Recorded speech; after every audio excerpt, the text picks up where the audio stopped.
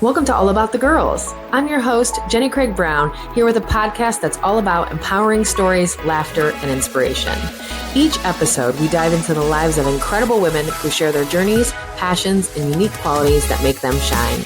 This podcast is your year-round pass to connect with the inspiring stories that make our community and our world a better place. So grab your coffee or your wine, settle in, and let's celebrate strength, spirit, and stories of amazing women. Welcome, everybody, to All About the Girls, the podcast. Of course, I'm Jenny Craig Brown, and we are here with a special episode today. So I am going to be interviewing all of our lady lifers for International Women's Day. So, of course, I have with me here the lovely Ashley Spargo, who is our Director of Operations for GreatNewsLife, and you are the first lifer up today. Yay! So thanks for being a part.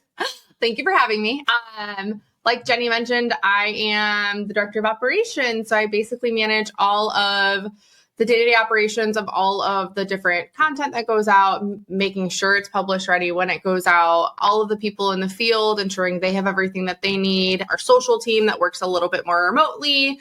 But I mean, that's pretty much what I do on a day-to-day basis. Absolutely. Yeah. And we thought it'd be fun to get Ashley, who does absolutely what she just said, runs our company kind of internally day to day, and all of our lady lifers together to just chit chat to each one for a brief kind of interview. So we're going to do mini interviews today. Yay. And I thought it'd be best to start with you because you do run internally, run sort of everything and all of the humans. And if you guys know GreatNews.life well, you know we have a lot of team members. We do.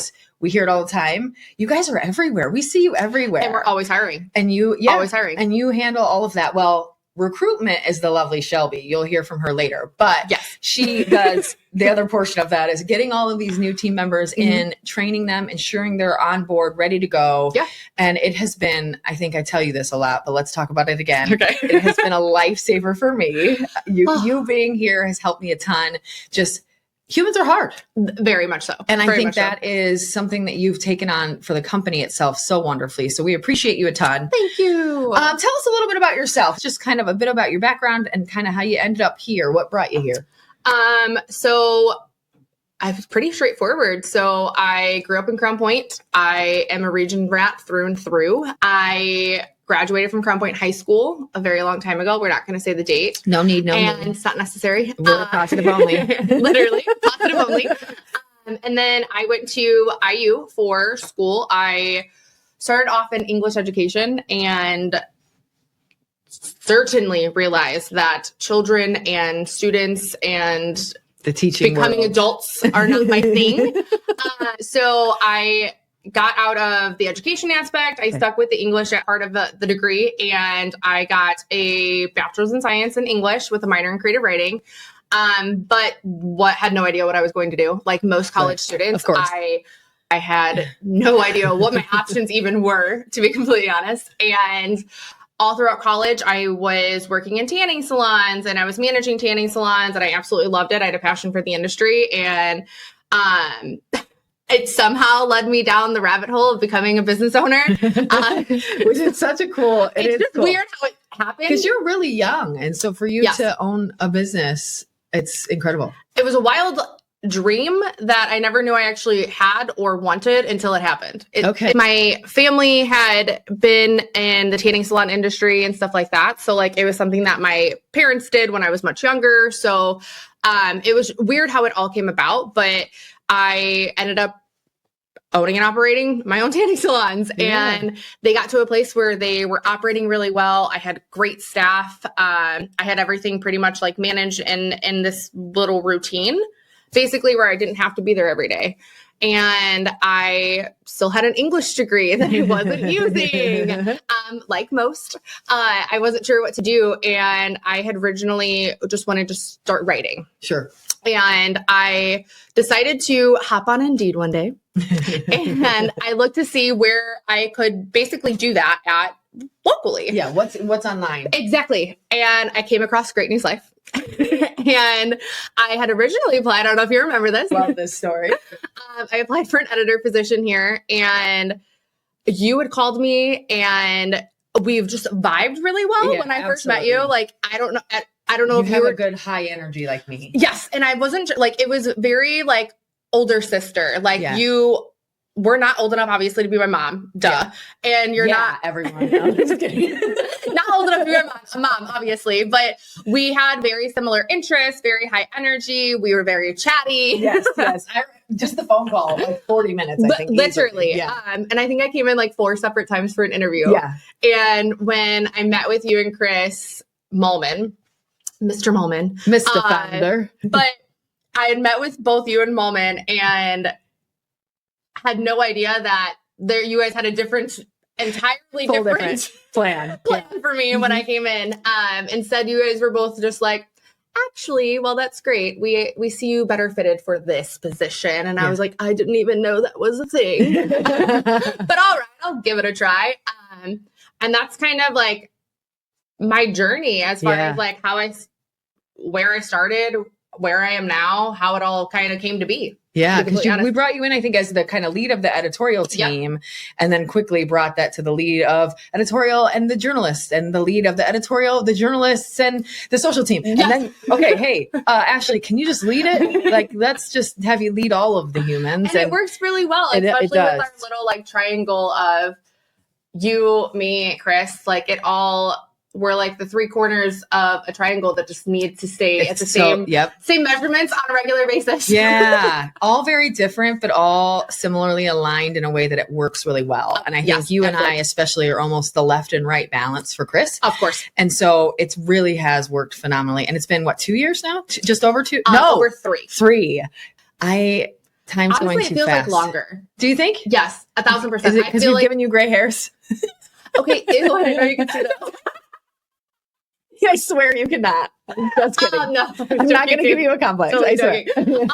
No, I think it's just because it feels so comfortable, so natural, like very homey. Yeah, like I've been here. Yes, and I spend more time here than I think I do at home. So, I mean, so do you. Yeah. So all of us, honestly. All of us. Yeah, we're all here. Yeah, exactly. So tell me a little bit about, you've been here for a few years, 3 apparently. I don't know where time's going. And I wanted to mention, shout out the salons. What's the name? You have 2 locations. Yes. We said you own them, but we just kind of moved on and I can't leave them out. No, you're totally fine. So I do own 2 tanning salons. One is in Crown Point. One is in Winfield. They're called Bronze Soul Tanning Salons. And they're my pride and joy. They're amazing. Yes. They are my children. They are. I don't need any children because I have them. So you've got your own salons that you're running. You sort of run the show here. How do you define success for yourself in personal and career? What does that look like for you? What is success? Was that buying that salon? I think success is measured differently to different people, right? So I think for me, my biggest thing was doing something that genuinely made me happy. And had I any idea that was going to be in the tanning industry? No, I had no clue. Again, how I got to that point was very weird and windy, and there were a few pit stops on the way. And I think that once I realized that the salons were something that was genuinely going to be something that I gave everything of myself into, I had a lot of failed relationships because I constantly chose the tanning salons. And I think that is where you kind of see what genuinely makes me happy. Yeah. And that was how I knew that the salons were the right choice for me. That's always your choice. I chose them constantly. Yeah. So I think also there's a lot of times where you don't necessarily choose things, they choose you.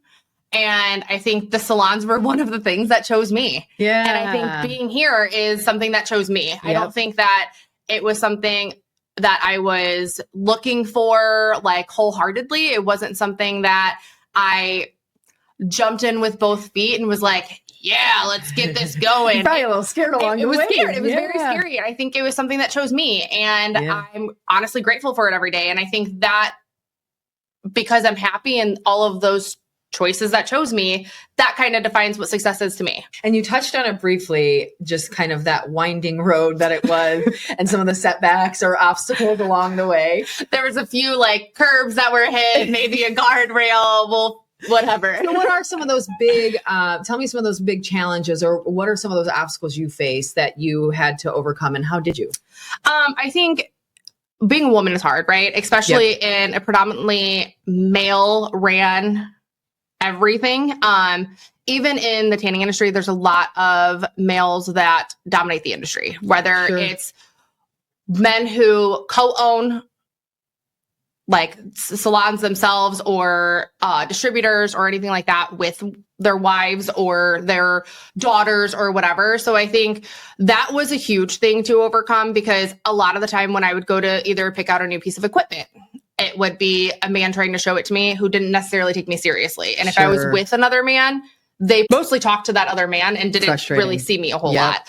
So I think that's been like a huge thing that I've had to overcome. And also like all of the equipment that we have, I think in the salons, like things tend to age, right? So we replace equipment as we need to, but most of the time, and Shelby can probably vouch to it more than anybody, I try to fix things a lot myself. And it's wild for some of my technicians to come in and not be able to fix something, and me walk in with them and just like flip a switch or connect a cord or maybe whatever. A little bit more than them in this instance. And they look at me like, how did you do that? And I'm like, but you've been in it. But they're mine. Like I'm the one who works on them on a regular basis. Like you're not as familiar with them. So that's fine. Like it's not no harm, no foul. But I think those have been a lot of things to overcome, is just one, like the stereotype of she probably can't do that. Or she has a man backing her in some way, shape, or form. Yes. So I think a lot of that has been like me really standing on my own 2 feet. Like, are there some things that Tom has to come in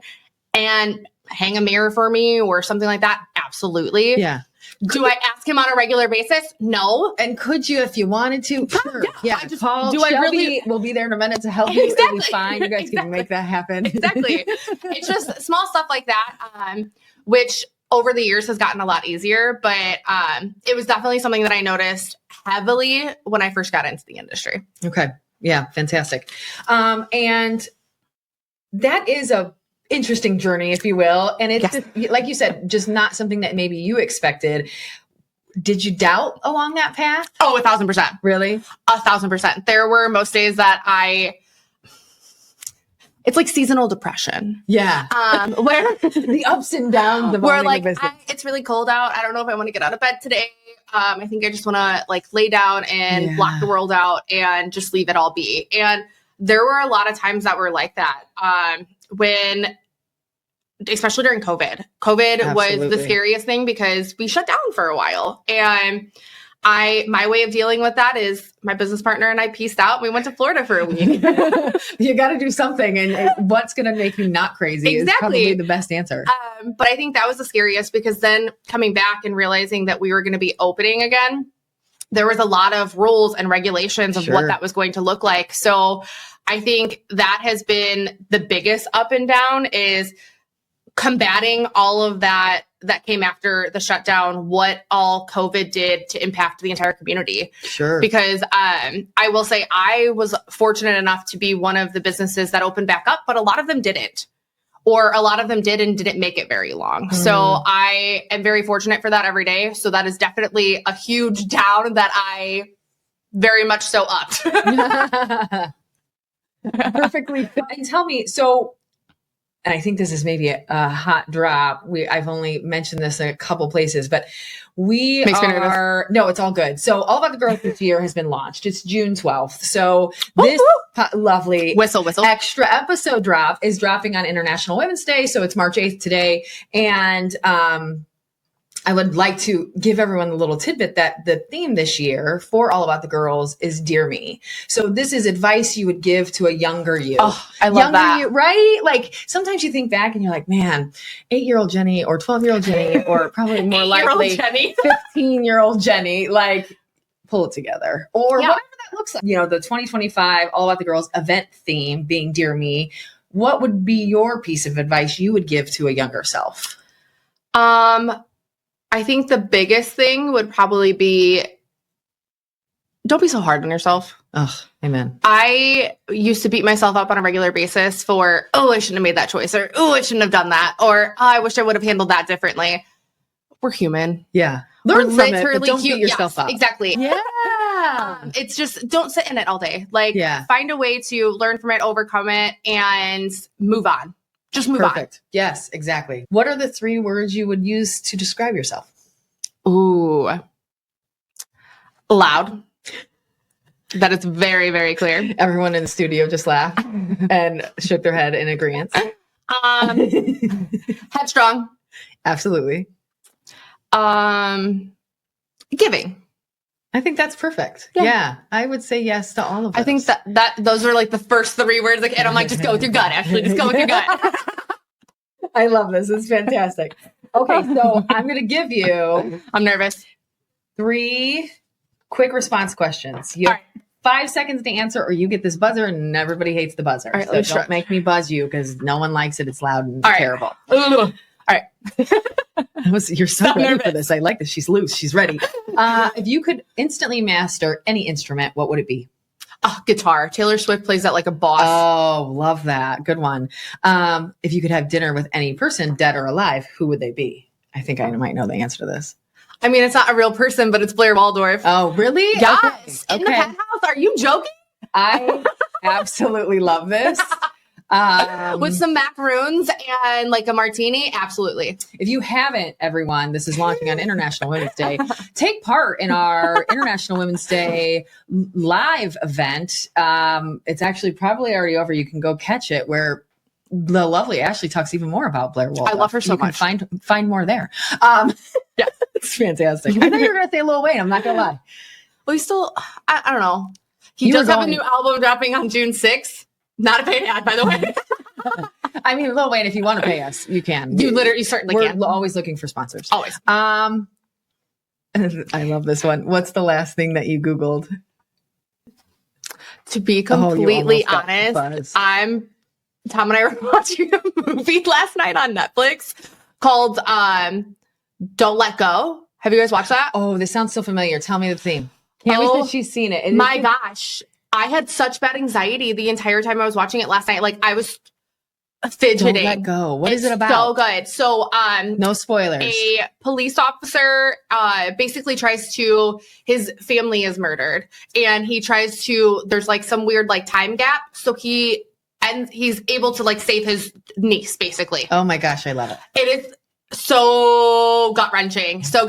But I was like Googling it last night while we were laying in bed, and I looked over and Tom was doing the exact same thing. Okay. Because we were just so into this movie. And is it based on a true story? No, it's not. Thank gosh.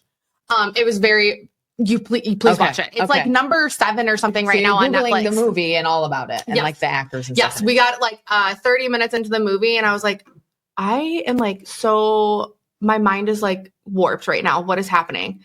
And like, there's weird flashback scenes too. So like, I was so confused. So that's why we started Googling it. But I love it. It was last night. She almost got buzzed on that one, but she did not. Good timing. Jennifer. You were so close. Your fault. You're the timer. Fair. I couldn't remember. I was like, when did I last Google something? And then I was like, it was last night for that movie. Last night. I love it. Anything else you want to share with the audience before we head on down the road to our next Lady Lifer? I want to say Lady Lifer a million times today. I love it. Honestly, not really. Just more so take a moment today to hold the door open for any woman that you see, pay for their coffee, tell them that they're beautiful. Just do something awesome for somebody today. Thanks, Ashley. No problem. We love you having me at Life, and we love having you a part of this. Thanks a ton. Thank you all. All right, everybody. Next up, we have our senior editor here at GreatNews.Life, Aubrey Thompson. Hi, Aubrey. Hi. Thanks for joining us. Yeah, thanks for having me. So give everybody that doesn't possibly know you yet, just a little bit of a recap of you, who you are, and then what you do here at GreatNews.Life. Yeah. So my name's Aubrey, senior editor here, kind of worked my way up into that position. And I guess another thing about me, I love to read and I love music. So that's kind of me in a nutshell. Yeah. How many books did you read last year? I think you counted, correct? Yes. I think it was like 42, which totally does not blow anybody out of the water of a lot of my friends, but for me, it's a lot. Yeah, I was going to say, you beat me that was by a challenge. 38 books, so it's fine. Yeah, I'm trying to hit 50 this year, hopefully.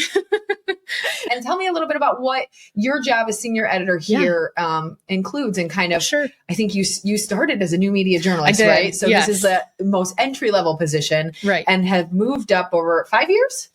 Yeah, it has been about 5 years now. Yeah, Over I the started 5 back years. in 2020, right as the pandemic Yeah. So hit. tell us this journey. Tell us a little bit about this journey. So long story short, the way I found you guys was just looking for an internship for college. I needed an internship credit to graduate. And I really wanted to prioritize something that I could do even after I graduated. It was like, I would love to do an internship that turns into a job. And fortunately, that happened for me. So I started out as a new media journalist, and then came on full-time as a contributing editor, and then a junior editor, and then senior editor, which I think has been for at least 3 years, but probably almost 4 years now for the senior editor position. Wow. It was a lot of growth right up I was front, just gonna and then the say, same for a while. I've been here 5 years. I've been the senior editor for 4. That's Yeah. pretty incredible. Yeah. Uh-huh. You grew, and I remember this because it was, 2020 pandemic. I don't think I Yeah. met you in person. You had worked here several months before I met Right. you in person. Yeah, And it was bizarre. bizarre times. And tell me kind of what you went to school. What was your Sure. college major? Yeah, so I majored in multimedia communication, and then I got minors in English and writing. I like to say I got 2.5 minors. Yeah, no just kidding. because the writing was, you could do professional track or creative track. And I was like, well, I want the advantage of the professional track because I'm sure Sure. that'll apply to a lot of different things. But I also love creative writing, so I just did both. Okay. Yeah. And kind of, so you took that route. What brought you into this world? Obviously, how you found us, we get. But what did you want to do with that degree? What were your plans? Sure. And then how did you get here? I mean, basically, I love words. So Sure. I have loved reading and writing ever since I was little. I really developed a passion for writing in middle school, especially. But I even have a little Lisa Frank notebook with a pirate on it of little poems and stories I had Really? written. From that and, young? Yeah. That's From when I incredible. was probably, I don't know. It's been a long time. It's been in my life, really my whole life. So you've been kind of writing forever. I've been writing forever, and I just was like, I know this is something that I'm good at, and I want to tell stories that should be heard or things that inspire people. And so then when I found you guys, I was like, What a great fit. positive news, sign me up. And you mentioned music. Tell me a little bit about your passion for music. How do you play? I Sure. think you sing a little bit. I do. I won't make you sing here, Yeah. but I would love if you would talk about it a little bit. So I definitely grew up in a musical family. My mom's side of the family, we like everybody sings pretty much. A lot of us played instruments in school. I played flute in high school and in junior high. Wow. I don't really anymore. I occasionally will break it out, but I'm like, do I know notes still? Kind of, yes. Okay. I can kind of get through some basic things, but singing is definitely the main passion. I grew up doing, we had kind of like a traditional Christmas choir at my church for the little kids. I did that every year. I was super excited. I remember getting my first solo during that. And I was like, this is crazy. Do you remember how old you were?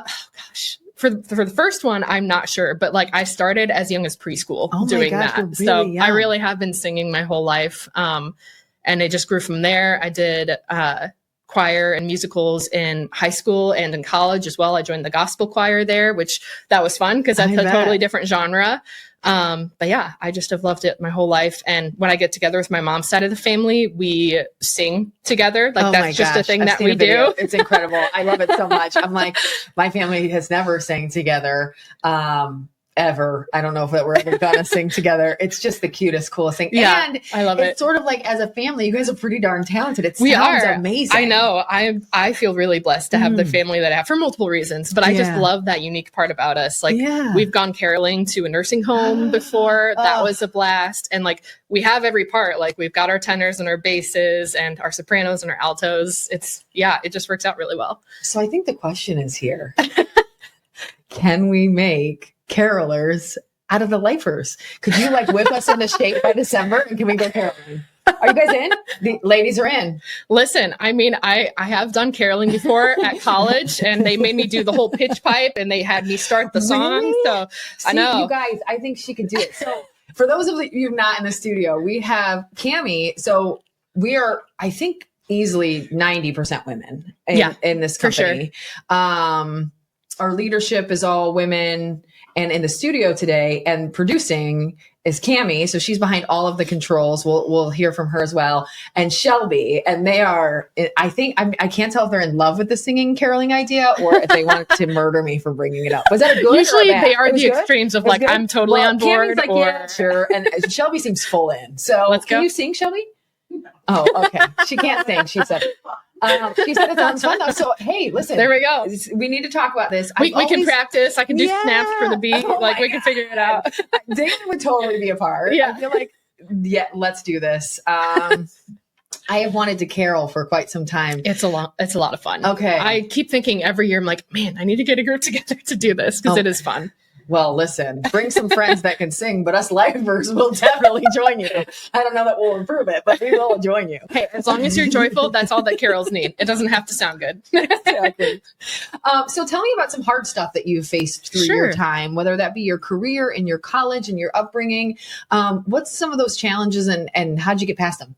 Yeah. I think one of the biggest challenges is kind of just breaking out of my shell. I definitely grew up more reserved. It's weird. I feel like I was more extroverted when I was little, and then I just went through this really long phase of being pretty shy and a little bit afraid to put myself out there. So I think just making those decisions to be brave was a big challenge, but like things like auditioning for my first musical freshman year of high school was terrifying to me. I wasn't even in the choir at that point. And I was like, well, I should try it. And I remember trying it. And my, the choir director at that time was like, why aren't you in choir? You better sign up next year. And I was like, okay. Oh, that's gotta feel good though. It was. Yeah, it was great. And honestly, I feel like that's part of why I love music too, is that's been one of the main avenues that I've really grown into myself and kind of been able to hold my own. Yeah. It helps you kind of come out a little. There's a reason there. There's a thing that you can shoot for. Like you can't wear a bunch of face paint and have wings on stage and not be at least a little bit confident. Like it really makes you take up some space. I want to do that now.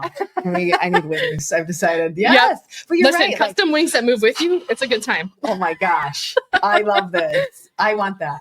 I do have wings, but they're like, they're just like, tie on, almost like a little, like wings, but not like, they sound big. Yeah. These were dragon wings, so they were pretty big. This is like Victoria's Secret model wings, except for we're fully clothed and it's very large and like big. And yes, I love this. I can imagine that's tough. Yeah. And was it just the passion for that theater side that said, you know what, who cares if I'm shy, I'm going to do it? Is that what pushed you out there? I mean, I definitely did want to challenge myself because I'm like, okay, I can't go through life not participating in things that scare me. Like you just have to do that as a part of life. And since I already knew that I loved singing, that just seemed like a great route. And honestly, the whole theater part was secondary. I just was like, I like to sing. I can maybe learn how to act and try to dance, but not that anybody wants to see that, but I could try. I'm into it. I love it. I'm the kind of person who got it like the week before the actual show. It's like, I finally have it down. Okay. I got it. But it's before the show. Yeah. That's all that matters. I'm a slow learner when it comes to dance, but it's okay because I'm a fast learner with music. So they cancel each other out, right? It's balanced perfectly. Yeah. And speaking of balance, that was kind of one of the questions I wanted to ask is, you do a lot of this, you have a kind of rich family, I don't know, relationship. You're very close with your family. You're active in your church. You're obviously an active member of Life, which all of us that are here at GreatNews.Life and those that know us know that's a big piece in its own. You're sort of, Great News is always on your mind sort of thing. You're not maybe always working. We've gotten it down to some pretty regular hours for most folks these days, but it's still a lot. How do you find a balance between your passions and your career here and what you want to do outside of your job and all of that stuff? How do you make all of that work? I think managing it is just kind of being present where you're at. That can be a challenge for sure. Just trying to be present at work without thinking about what's going on after work, and then being present outside of work without thinking of everything you have to do the next day. I think being present is helpful, and also just realizing too, to a degree, you work to live, not the other way around. So I'm like, okay, I don't need to take the stresses of work home with me. Those can just live at work and be dealt with at work. And then after that, just take a breather, get back to life, and then be ready for the next day. So just trying not to make it a big deal, essentially. Yeah. And tell me about that motivation. So, you know, if you work here, it's a lot, but you are, for those that don't know you, you are the person that ensures our newsletters go out 3 times a week, sometimes 4. You are across all of those entities. Yep. This is literally like 20s and 30s newsletters a week, but it's so much content. It's so much thing. Like, what makes you and keeps you motivated day after day here personally? Yeah. I think just that personal motivation. I mean, I feel like I always go to kind of the triple F, if you will, which is faith, family, and friends. I feel like I'm definitely motivated by all of those, just kind of the things that I consider the most important in life, and thinking, okay, this challenge is, I don't know, it's not that huge. Like, don't make it more than it is. And I think just something that's important for me is remembering that, my identity is not based on my performance. My identity is the same regardless. So don't let it, I don't know, take up too much space. Yeah. Like, it's not as important as you can sometimes make it if you're not catching that yourself. one thing isn't you. Right. Yeah. Exactly. It's And like you can thing. have a bad day. That's okay. Go back tomorrow and you can do better. And even if you don't, like, you don't lose value as a person. Like, you are doing your best, and that's okay. Yeah, that's great. Yes. And we're asking all the ladies today, dear me, what is one piece of advice you'd give to your younger self? So if you had to That's a good one. talk to younger you, the age is up to you. Yeah. What would you tell that person? What advice would you pass along? Yeah. I mean, it kind of goes back to what I was saying about being brave earlier. That was definitely a challenge, but I think I would just go back and encourage myself being on the other side of it and seeing how those moments of courage have improved my life. Just kind of say, like, do it flawed, do it scared, do it unprepared, just do it. Yeah. Put yourself out there. Absolutely. Because the best things in life come when you do take a chance and when you break out of your comfort zone, which for like a quieter girl who is a little nervous about everything in life, just, it's helpful to, I don't know, it would be helpful to hear that from your future self who has seen kind of what I've been able to benefit from by being courageous. So yeah, absolutely. And we see it here. We appreciate it here. Stuff like this where I'm like, I have this crazy idea, guys. And you all jump on board. Like, yeah. And you might be panicking. I have no idea, but you jumped on board and you've been that way, I think, through your time here with everything tossed at you. And if you're internally freaking out, we never know. And you do really good at that. And it's really great to have that same thing of like not taking yourself too seriously, but knowing you want to do well and work hard. And I think that's great. You've kind of created even a great balance here. Like, you got to do it even when you feel unqualified. And that's how you become qualified, is honestly just by doing the work. Like, I don't know. I feel like this job, especially at the beginning, since I came straight out of college, I remember thinking, man, this is like second college almost. Like, I learned really good principles and basics that I could use in my career, but this is where I get to apply them and truly grow them. Because honestly, we even say that with like training our new media journalists. It's like sometimes it just takes doing it again and again and again, just to really nail it and iron it out. So yeah, absolutely. Okay, so we're going to do 3. You get 3 quick response questions. I'm going to choose them. You have 5 seconds or you get buzzed. So you got to answer them in 5 seconds. What's your spirit animal? Oh gosh. One of our previous people here, Dan, has said that I'm a capybara because I just get along with everyone around me. Okay. I was like, okay, I accept that. Like that. We joke that you're the granddad of the office because you've always got a great sweater. You've got one today. It's true. You've got this, I don't know, you're kind and you're nice. And I don't know how some way that turned you into the office grandpa, but and I feel like the capybara is on par with that. Like just I've seen some pictures of it, like guy chilling with a bunch of different animals, and it's like, that's a vibe. It is a vibe. I like it. Okay, what's your most used emoji? Oh, probably the laughing face, but not the crying laughing face, just the straight laughing face. I don't know why I'm such a stickler about that. I'm like, I don't want to use the crying laughing unless it's like really, really funny. Like, I got to reserve that for we're not LOLing unless we're LOLing. Exactly. Yeah, exactly. Coffee or tea? Coffee. Oh, I I thought love so. both, but coffee is daily. Tea is a supplement to the daily coffee. Yeah. Well, I've had enough coffee, so I'll go to tea. I always tell people coffee is my reward for being an adult every day.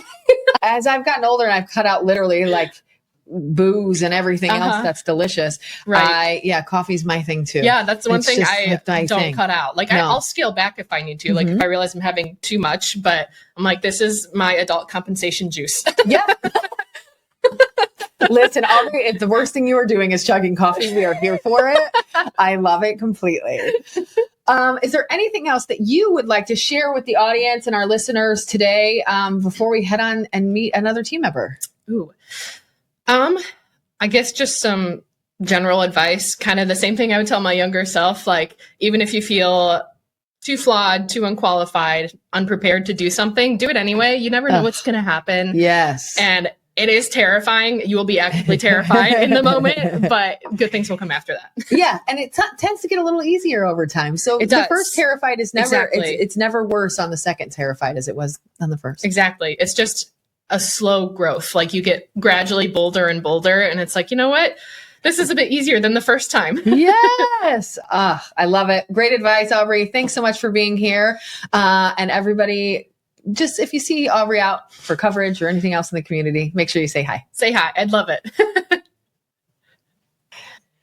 All right, everybody. Next up, Lady Lifer from our tech team. You heard that right. One of our Lady Lifers is right here in our very own office is the tech team. Hi. Monica. Hello. Now, Monica, I always mess up your name. I've said it 100 times. So you say your full name and full title for me because I'm getting lazy, candidly, and you'll say it way cooler than me. All right. I'm Monica Kurkowski. I'm a junior full stack developer here at GreatNewsLife. Yeah, and Krakowski is the name, but it's not spelled like that. It looks very different. Yeah. I'm Macedonian. It's Kurtzelski. So Ooh, see, that's like there's the that fancy cool thing. Yeah, that's fancy. way to say it. But yeah. For people that don't know what that big title means, tell us about your average day, what that title means, and a little bit about how you got here. Yeah. So I do a lot of development. So we use mainly Vue and Nuxt and keeping up the day-to-day operations with our websites and anything like that, and make sure things are up and running, internet, anything like that. She is famous for our websites going down on her second day? Third day? It was my Something like second that? day here. And it was the first time our sites had ever Yeah. been down for any length of time. And that was 2 years ago now? Yeah, about 2 years ago. About 2 years ago. And I think we're down for a minute. It was not a fun time. We obviously pivoted quickly to using social media to share good news, but it was a very stressful time. Yeah. Walk me through the eyeballs of Monica as you're coming in on day two in like pure pandemonium, panic. Did you think that we were going to fire you? Did you think that you were going to quit because this was insane? Like, tell me that you came in a bit of an odd time, as well as a rough time right there, by chance. Obviously, nothing you did. Tell us about that journey. Yeah. So I came in, and my second day here, it was a Friday, I remember, and I got everything set up on my phone so I could check up on the operations, like the cameras, anything like that. And I just remember seeing there was a really bad storm. And then I got a notification that the Wi-Fi was out from the cameras. And I was like, this is not a good thing. This can't be good. This is not good. I love that you did all of that on your first day, though, so that you even knew that this was a problem. Yeah. And then we came here, and there was a tree in the driveway, and the modem was down. And yeah, we basically got electrocuted. Our office got electrocuted. Well, the tree outside got hit by lightning, which then kind of burnt up a bunch of stuff in the office, whether it be not very many, though. I think it was really like that. It was just that was the biggest thing. Everything else was fine. But because we do all of the right things, probably some of your and Dan and the previous tech team members work of like, power strips and things like that helped probably a ton too. But it was intense. I'm so proud of you for working through that. I'm certain you probably didn't sleep very well through it. But yeah, it was very stressful. But you made it. Yeah. And you stayed. Here. You're here. So what motivated you to dive into a career in tech? I mean, you've been pursuing this from my understanding, obviously before us. What got you into tech and in general? I started in college. When I went into college, I thought I was originally going to do theater. Okay. That didn't work out. My dad's like, "You are not going to college for theater, Monica. Like, sorry, you're not that great." I was like, because it doesn't make enough money. He's like, no, he thinks I stink. No, I'm like, okay, you're kind of right. Well, it was like more Broadway acting too, and I'm just like, I cannot sing for the life of me. Okay. I tried. I took voice lessons. Didn't work out. Well, you missed it, but Aubrey's going to teach us all to sing, and we're going to go caroling for Christmas. Need it. So, okay. I mean, I'm in. Okay. Yeah, I love it. She'll need the assistance, but we can get you there. Me too. Same. Yeah, I was just not that great at singing, especially. And it's all singing. It's all musicals. Yeah, if you look on Broadway, there's like no plays, and it was just a lot. So I took this class, and it was kind of like a course that went throughout the year, and they told you, here's some careers in tech, here's some careers in art, here's careers like everything, just kind of any engineering industry, right? Things like that. And I really liked the coding aspect of it, so I chose computer science. And through that college career, did you dive more into it and just really fall in love, or were there and I guess that's a question. And did you have some other passions? I think you had some other passions going on at the same time. So tell me how that journey with tech happened or how it went. And then some of those other side passions you had too. I still remember my first day of class, and I was the only girl in the whole class. You're like, I'm kind of a badass, but at the same point, this is a little scary. Yeah. Right? I was like, okay. And then, a lot of tech people are a little quiet, and I'm like, okay, well, I like to talk. So let's start talking. Hey everyone, Monica's here. Yeah. So by the end of the class, we all became good friends, so that was fun. I started kind of diving into that tech world a little bit more and the coding and such. And did it go well for you? Did you pick it up really quickly? Oh yeah, I loved it. Like when I first started, I was really nervous about it, learning new things, and I hadn't done much coding before I got to college. It was nothing I really did in high school, but a lot of my friends did in high school. Okay. And so I was really nervous because I didn't really know the basics of it, but they took you through those courses and things like that. And I really loved it. I think it's cool because you take a blank canvas and you can make your own website. You can change automations. You can do everything that can basically make your life easier. Yeah. And it's from nothing. So I thought it was really cool. And what are some of your other passions that you have outside of the tech world? I really enjoy fashion. I actually got a fashion minor in college. That's what I thought it was. I wasn't sure. I didn't want to say that if it wasn't true, but you've minored in fashion, which listen, this has got to be the coolest set duo of major minor that there is. Major in development and minor in fashion. Yeah. Well, that was kind of my compromise with my dad. I'm like, if I can't do theater, well, can I at least do fashion, because I love fashion. And then you're learning, no matter how hard the tech world gets, you're learning something that's truly passionate too. Yeah. And there's a lot, and I did a lot of actual costume design in theater. So it was kind of that too. So I'm like, okay, well, if I really want to, I could go into costume design and all that fun stuff. But I really liked it. Yeah, we did amazing cool things.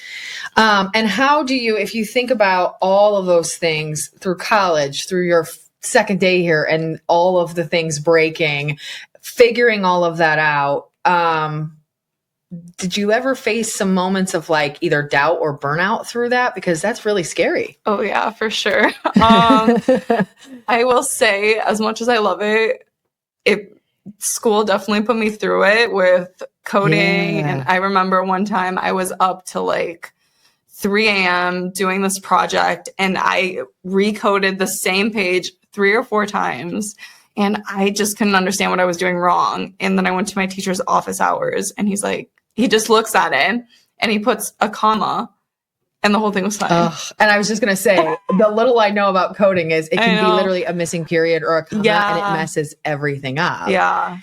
And you just have to like almost step away to see it. I was like so embarrassed. But that's the way that Sorry. world works. Yeah.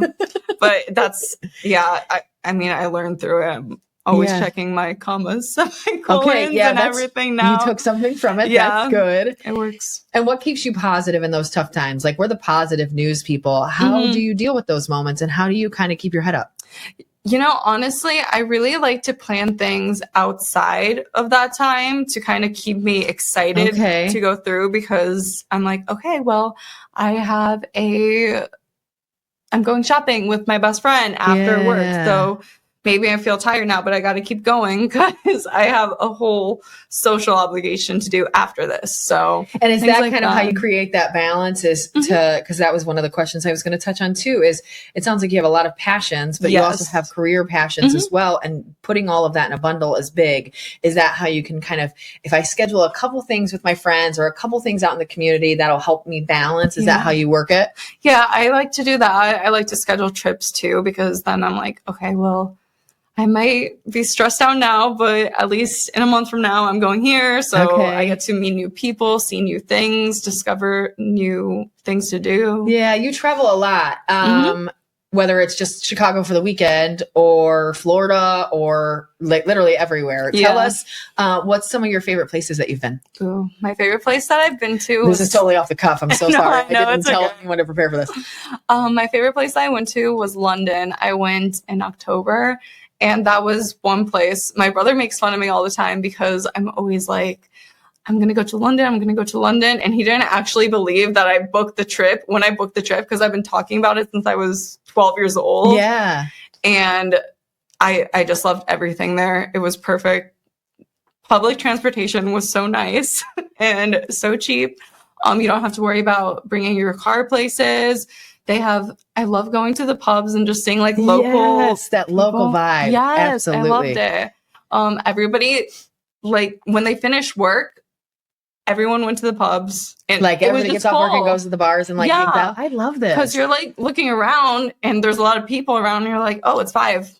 Everyone's at work and they go straight there. And that was really fun. That's neat. Yeah, I loved it. I loved everything there. I loved going to museums. I loved just everything about just it. It's walking. Perfect for you. Yeah. I love the walk life. Like if you can go to somewhere like a Rome or something and just like putz around. I could do that for 3 days straight. Me and my boyfriend just walked around till 2 a.m. one day just because it was so gorgeous and everything. It was just like an Instagram picture. Yeah. Just in real life, anywhere you walked. It was so cool. I love this. Yeah. That's fantastic. And we mentioned earlier, this year's theme for All About the Girls is Dear Me, advice you would give to a younger you. So what is that for you? What piece of advice would you give to a younger Monica? That's a hard one, honestly. One of my best friends, her name's Sierra, she told me this. We were on her bachelorette trip in Virginia, and she got asked what was the best advice you've ever been given. And it was actually from her grandpa, and it was never stop studying. And that just kind of blew my mind when she said like, always. Because it's true. You start to see as you get older how much you start to forget, and new things come up like AI. How do you stay up if you're not staying up? Exactly. So just keeping on top of new things, maybe it's in your industry, maybe it's about a topic you like. Or the world as a whole. Yeah. Just sort of continuing to know what's happening around you, whether it's in your industry or a different one or a passion you have or whatever that is. Right. And it's not going to hurt you to take a class or something. Oh my gosh. In your free time, you know? Yeah, exactly. At worst, you just get on Duolingo and learn some Spanish or something, right? Like that's just it's something. Little, but it's something you can do 10 minutes a day. And then you can travel more and talk to everybody. Exactly. You can yap around the world. Yap around the world. I love it. That's our new hashtag, everyone. Yap around the world. I love it so much. What is currently bringing you the most joy in life?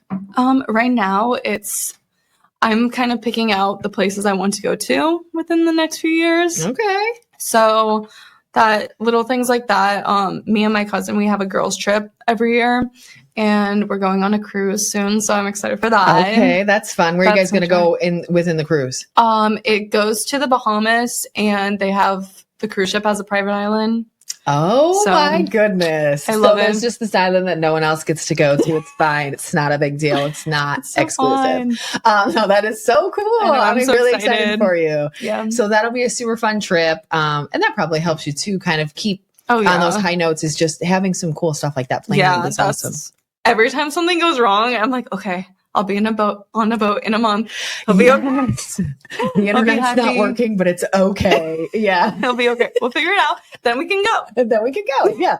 That gives you a good deadline. Yeah. And what do you hope that other women take away from hearing your story today and your kind of you being in the world of tech and in such a male dominated field? I'd say take 10 minutes a day and just do something that will improve your skills, and also take another 10 minutes and do something that will improve your mental health and how you think about things. You Love think that. about yourself even. Yes, fantastic. Well said. Well, Monica, the last part that you are here for is the quick response questions. Ooh. So, as everyone that listens to this pod knows, you've got 5 seconds to answer. I'm going to choose 3 random. I know. She's like, no one told me. So you've got 3 or 5 seconds to answer 3 quick response questions, or you get buzzed, and that's 5 seconds each. Not Buzz. Yeah, listen to this thing. Oh my gosh, it got louder. It's aggressive. Dang. I'll try. Okay, here we go. What is your guilty pleasure TV show? Oh, Gossip Girl. Oh, good one. What is one talent that you wish you had? Singing. Aubrey, we need you. What's the weirdest thing in your fridge right now? Oh, I don't know. Ice. Ice. It's not ice if it's in your fridge. Water. No, I was thinking, I'm like, I have onions. I don't really like onions. That's like probably the weirdest thing in my fridge. But then I didn't want to say onions because that's not weird. And then I said ice, which is even more normal. But No, I mean, ice in a fridge is a little weird, but yeah, you might not have anything weird in your fridge. I mean, that's okay. That's totally fine. You answered with something and you didn't get buzzed, then that's all that matters. yeah, I was scared about that, honestly. I know, it's an aggressive buzzer, so it's fine. Well, thank you, Monica. Anything else you want to Awesome. share with everybody before you head out and we meet the next lady lifer? So I have a podcast coming out. It's going to be called The Nonsense Podcast. It's talking about pop culture, fashion, anything that's new and trending, things Love like that. that. And where can people find that? It's on WVLP Valpo 103.1. And follow me on Instagram, which is Monica_XOXO_. Of course, it is XOXO Gossip From Girl. Gossip Girl. fan. Yeah. Well, thank you, Monica. Thank you. I enjoy you being here. I love having you on the tech team. You're an integral part of making this, literally making this place work every day. And we appreciate you a ton. Thank you. All right, everybody. Next up is Shelby Prouty, who is the leadership and operations coordinator here at GreatNews.Life. Welcome, Shelby. Hi, thank you for having me. Thank you for joining us. That's a mouthful of a title. So for those folks, I mean, you're one of the outward facing people. So a lot of people already know you, but for those that don't know you or know what you do here, give us a little bit about your background and then your role here at Great News.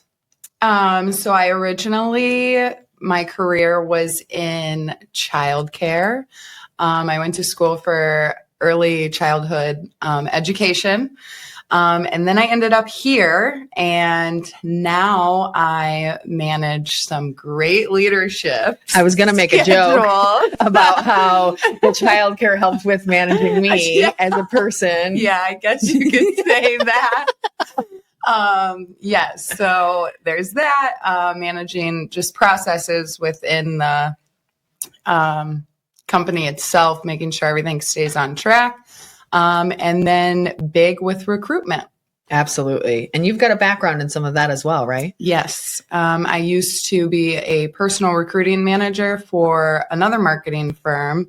But that was a little different. A lot of cold calling. Okay. Yeah, that was fun though. Okay. And then now you're here at Life, and you're exactly right. You sort of help. You're almost like one of the moms of the office, but you just keep me, Chris, Ashley, all on track. We have what we need for our meetings. You run all of that. You make sure the office runs smoothly. It's open. There's music playing. Oh my gosh. Anyone that knows me knows that's a big deal. It's clean. It looks beautiful. People that are coming to the office know where to come for interviews or for visits. Everything. You really do touch a little bit of every department, helping coordinate a little bit of everything, and have been such a big help with us. I think you're part of what we call the partner team. Yes. And you came on 2 years ago now. Yeah. And you have helped Cammie and I. That has been our team, just the two of us, for a very long time. And you have helped us so much. Just bring another person into that can move as fast as us and can communicate as much as us. And it's just been phenomenal. So we love having you here. Tell me, through all of, you have such an interesting background because you have done childcare in its own. Is probably 17,000 stories that we could talk about forever. Tell me about some of your journey and sort of some of those challenges along the way. If you think about your background in recruitment, your background with that childcare, having some kids of your own, and then coming into life, what have been some hard moments through all of that? Being that I was dealing with a lot of children and my own. Yeah, that's a lot in its own. Yeah, you kind of lose yourself a little bit because everything in the world revolves around them, whether that be their health, their safety. Your whole life sort of revolves. And then if you're in childcare, then it literally is your career and your personal life is all about kids. Yes. And any move you make has to be about them. Yeah. So you forget about yourself a little bit. So it's challenging to get back out there, and now being in a whole different atmosphere, adults. Okay, that's good. Hopefully. Finding that new rhythm has been challenging, but it has been fun, rewarding to meet all sorts of new people. So, and did you find kind of recognizing that's really intelligent to just even be able to recognize, like, hey, I feel like I've lost a bit of me in all of this kind of life with kiddos and for kiddos. Are there some things that you found along the way that were helpful in that kind of gave you a piece of you back?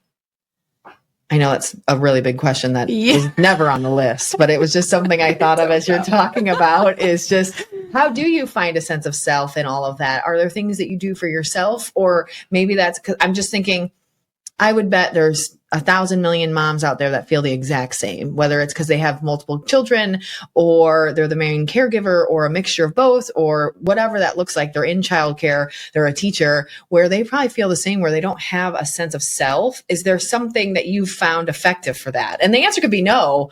But I would wonder if you found anything that helps with that. Definitely balance.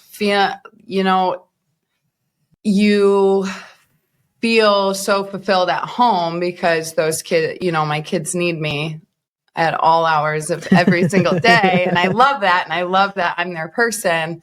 But it's nice to come somewhere else and feel that sense of being impactful somewhere else. Absolutely. And so hopefully here can be a space where, like you said, there's mostly adults. Yeah. And it's mostly probably a positive, mature atmosphere. Yes. So that's nice. Yeah. We can have some adult conversations and things like that. I'm not singing Rudolph the Red-Nosed Reindeer at work, just in the car 72 times in a row. Kids are hard. And I think it's such a big part of the podcast and the event, not because I have kids, I don't, but because I think it is such a big piece of a lot of women's lives, and one that no one gets near the credit they deserve. They don't get the help they deserve. I mean, and for you, I feel like it's very much the same. Like, you have done childcare, that deserves some sort of award in itself. Having kids, same thing. Like, I think there should be an age at which, like, if your kids make it to 10, you should get something. Like, I'm almost there then. I hope it's good. You should vacation and some chocolate and like a Grammy or something. Like, you just deserve the award. And then again, when they're 18. And during all of those transitions, if you think about your time in that childcare recruitment to here, are there any moments where you were like, is this real for me? And you felt maybe some doubt or some burnout through what you were doing? I will say childcare is very hard mentally, emotionally. You come into contact with children from all different backgrounds. Absolutely. And that can be heartbreaking and lead to some burnouts. Absolutely. Especially being a mama yourself. Yeah. And if you're going to see any kid that's at any stage that is lesser than your children, you want to at least give them what your children have. Yeah. And that's got to be, you can't save everything and everyone, and you can't, and that's a big challenge in itself too, because you want to, and you want to save those people or those children and take them home with you. And you just can't. Shelby, they're not kittens, okay?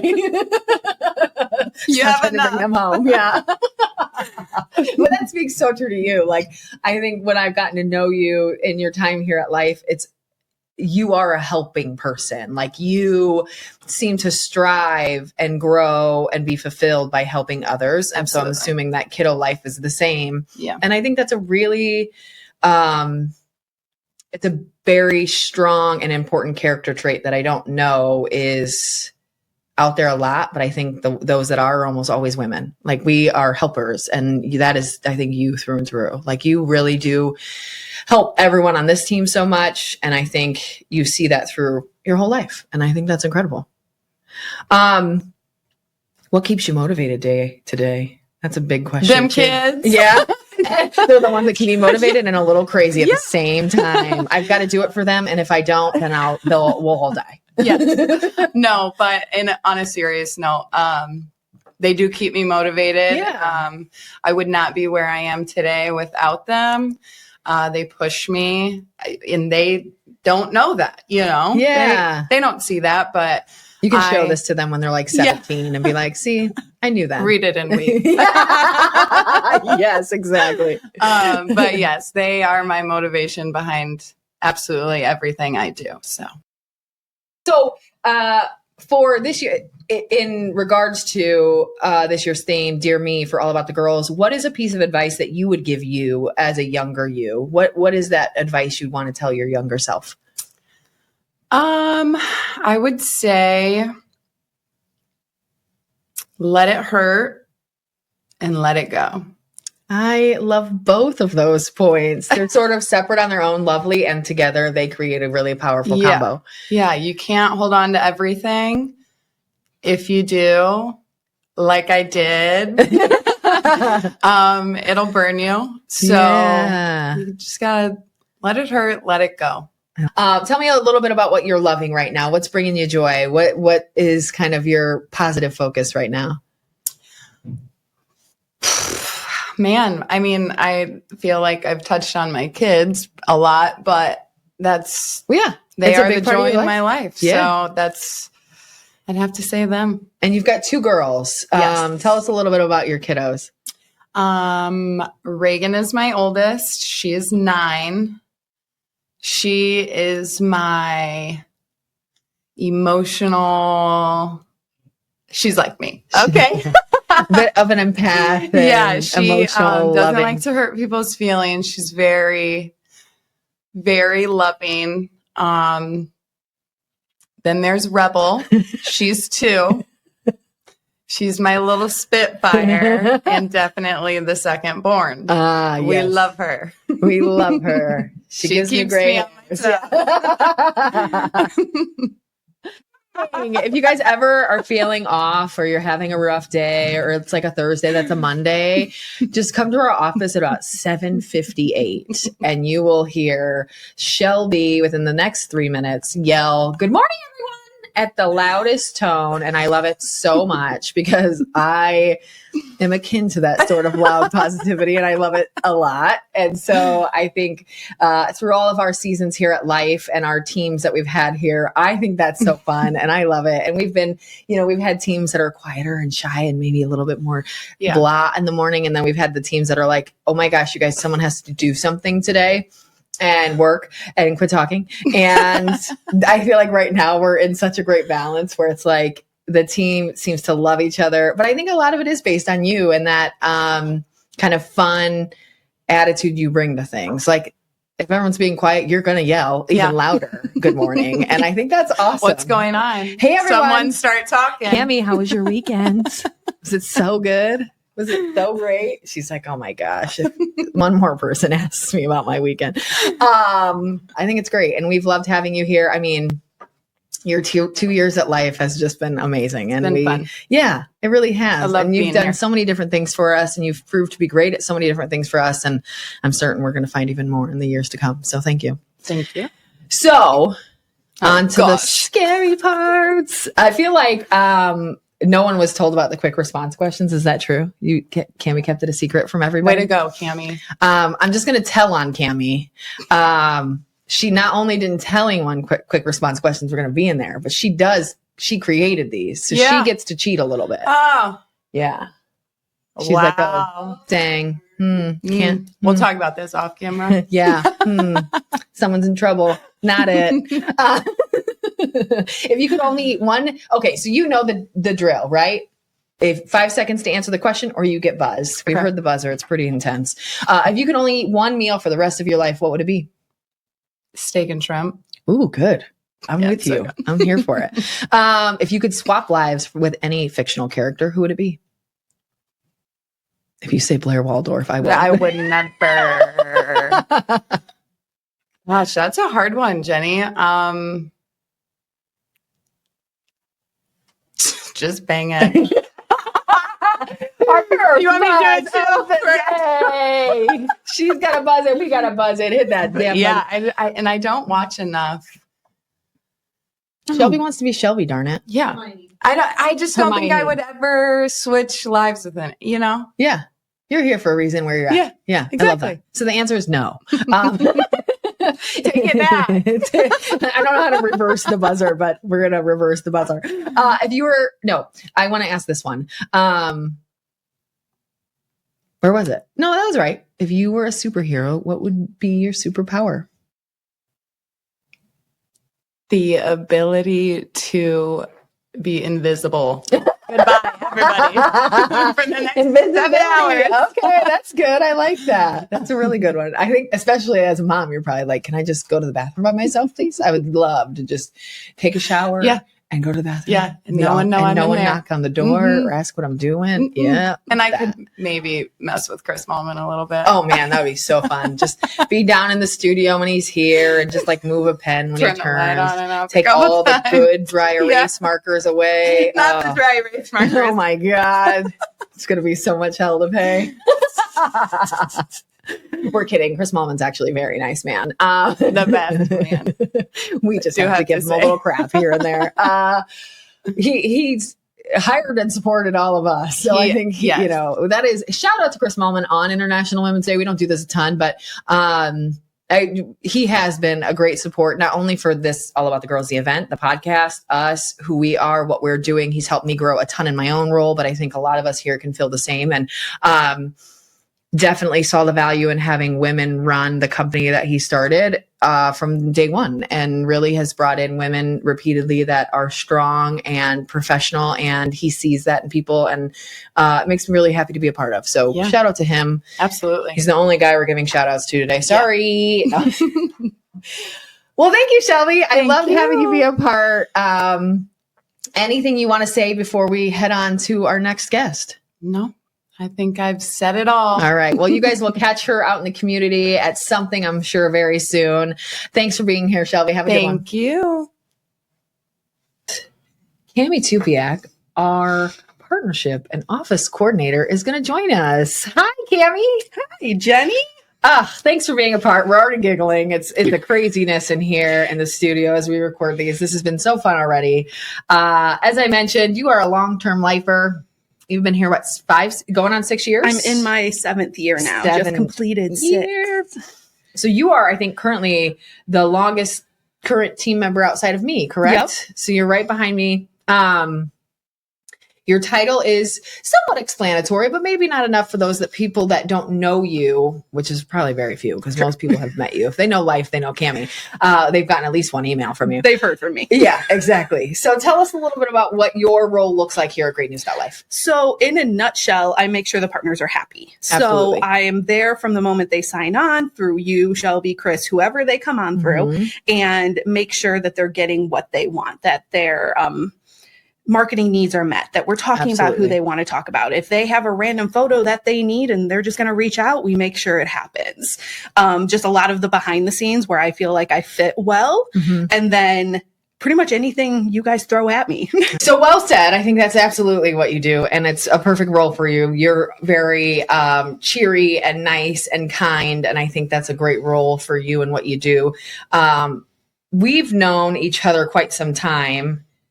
Your story about applying here is a bit fun of an antidote. Can you kind of give us the recap on how you got here? Yeah, definitely. So obviously we have known each other for around about 15 years now. So I would always see everything you would post online and all the fun you're having. And as everybody does see, just when you're out in the community doing all these great things, but always saying so many good things about this place and about where you work and how much you love it. And I was like, I want to get in there. So I kept watching for something that would come up that would work with what I could do. Yeah, your skill set. So the first thing I saw was Mini-Me.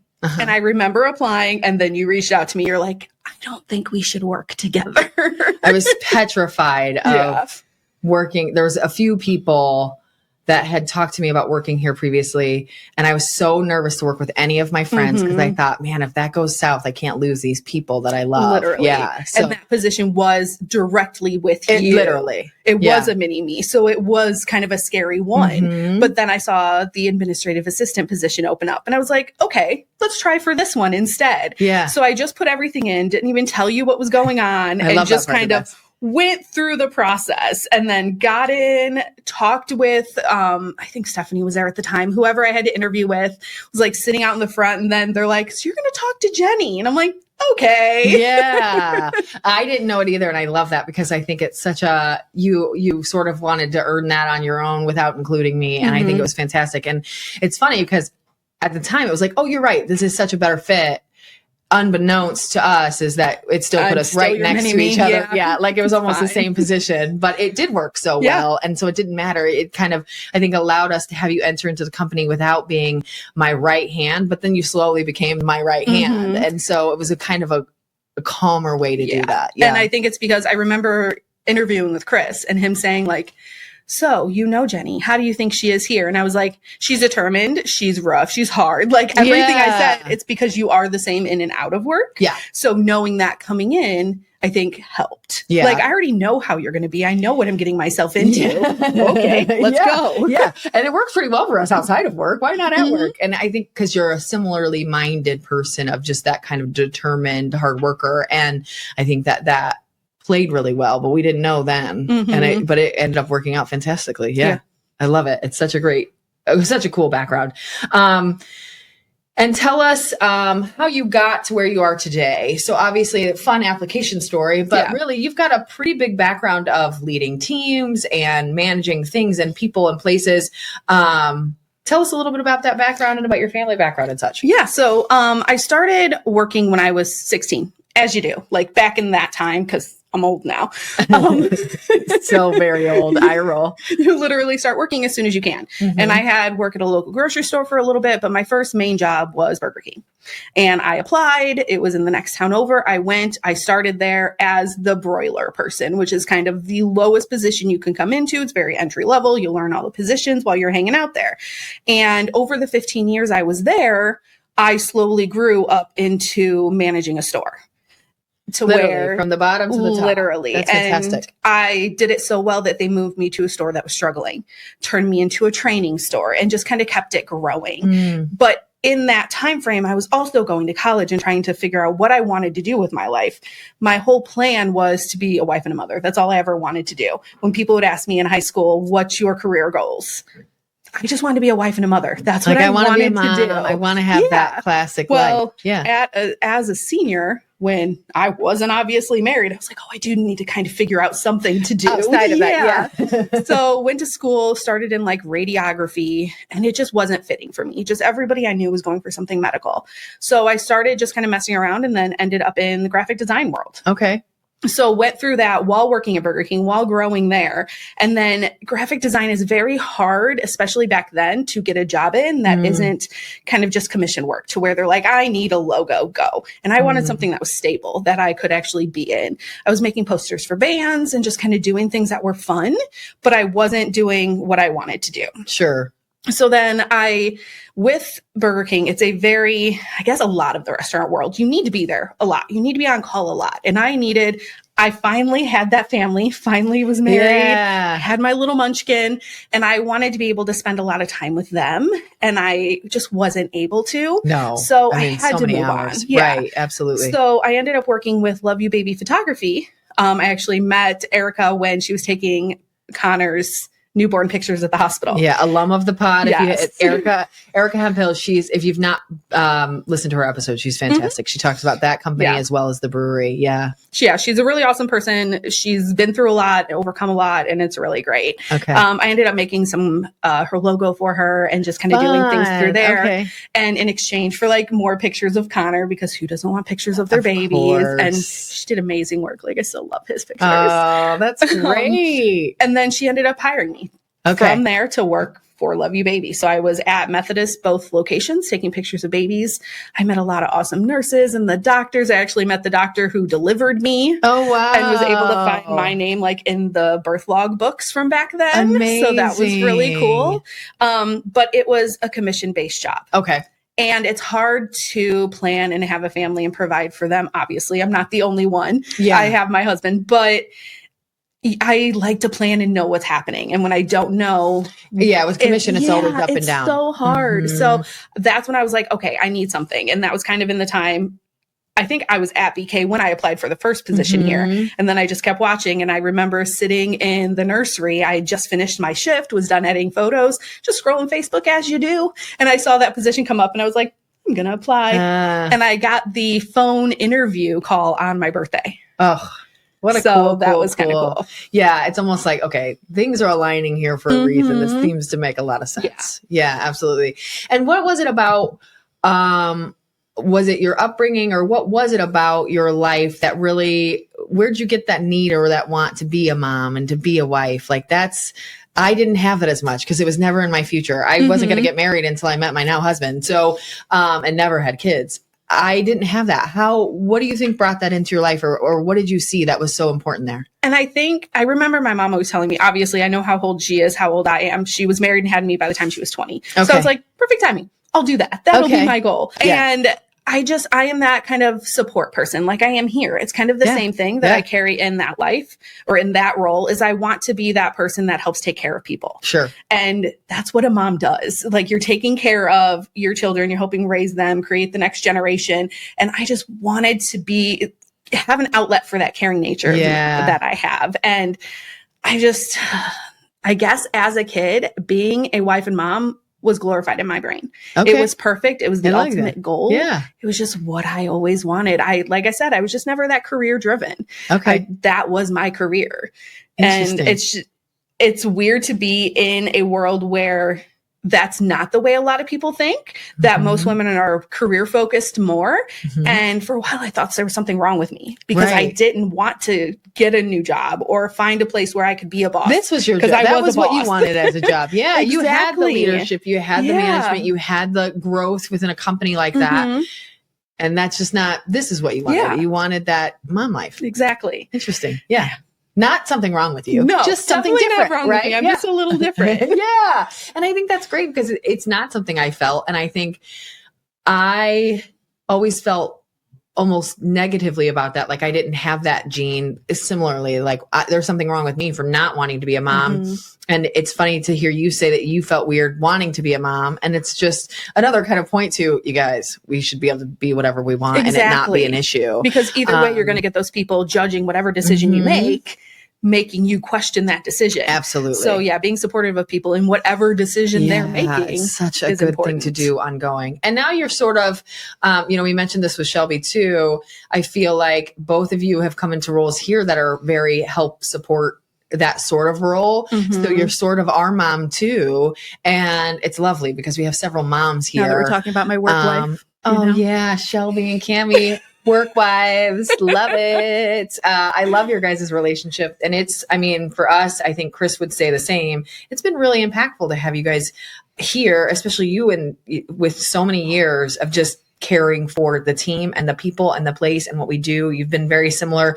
We joke through the podcast about me just sort of learning by the seat of my pants. And candidly, you were in a lot of those seats right there with me going, I don't know how to do video either, but we're going to figure it out. Test this. Why doesn't it work? I don't know. Google it. And we really have done a lot of that together, which has really been fun. Through that time, if you think about from deciding what you want to do for a career to today, what are some of those big hurdles that you've had to jump through or challenges that you've had to deal with? I think a lot of the big hurdles and challenges were myself. Okay. Getting out of my own way. I think we should all take that advice sometimes. Literally. So I would just question myself. Do I want to get another job? Is that going to be good? Should I move on to this?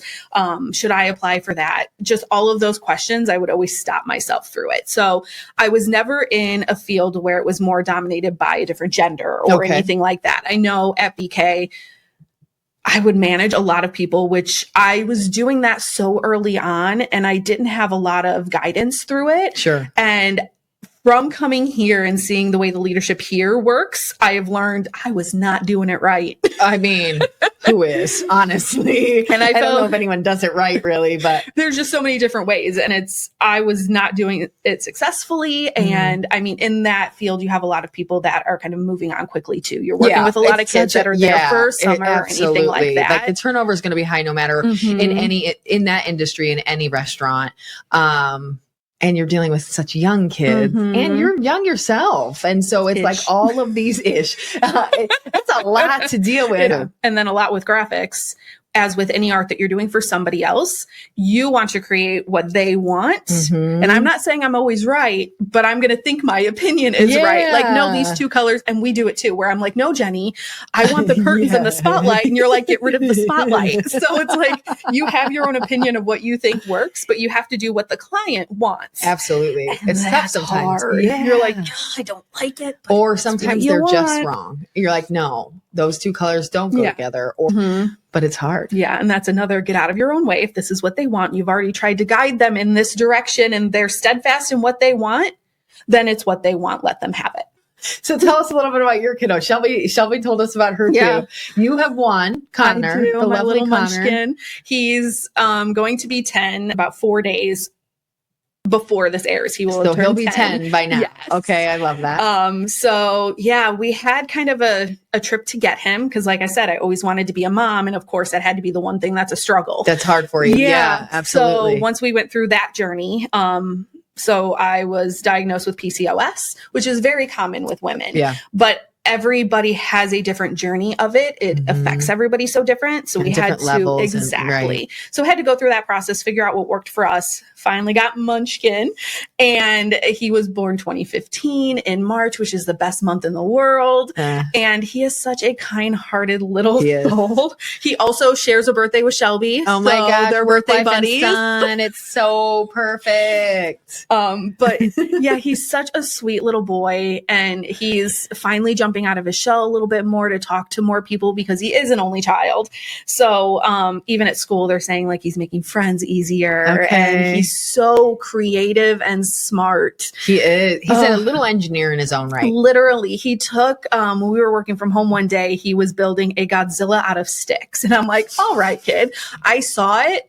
It actually looked, and it's Godzilla shaped. Yeah. And he's like, I just saw it in my head and made it. And I was like, I see a lot of things in my head and they don't come out looking like they're supposed to. Absolutely. And it's wooden sticks, tape, and cardboard. Like, how cool is that? He is so creative, and I love to see his little mind work and just think of these things. Like, and you mentioned early on about, really wanting to leave the BK world because you wanted that time with your family.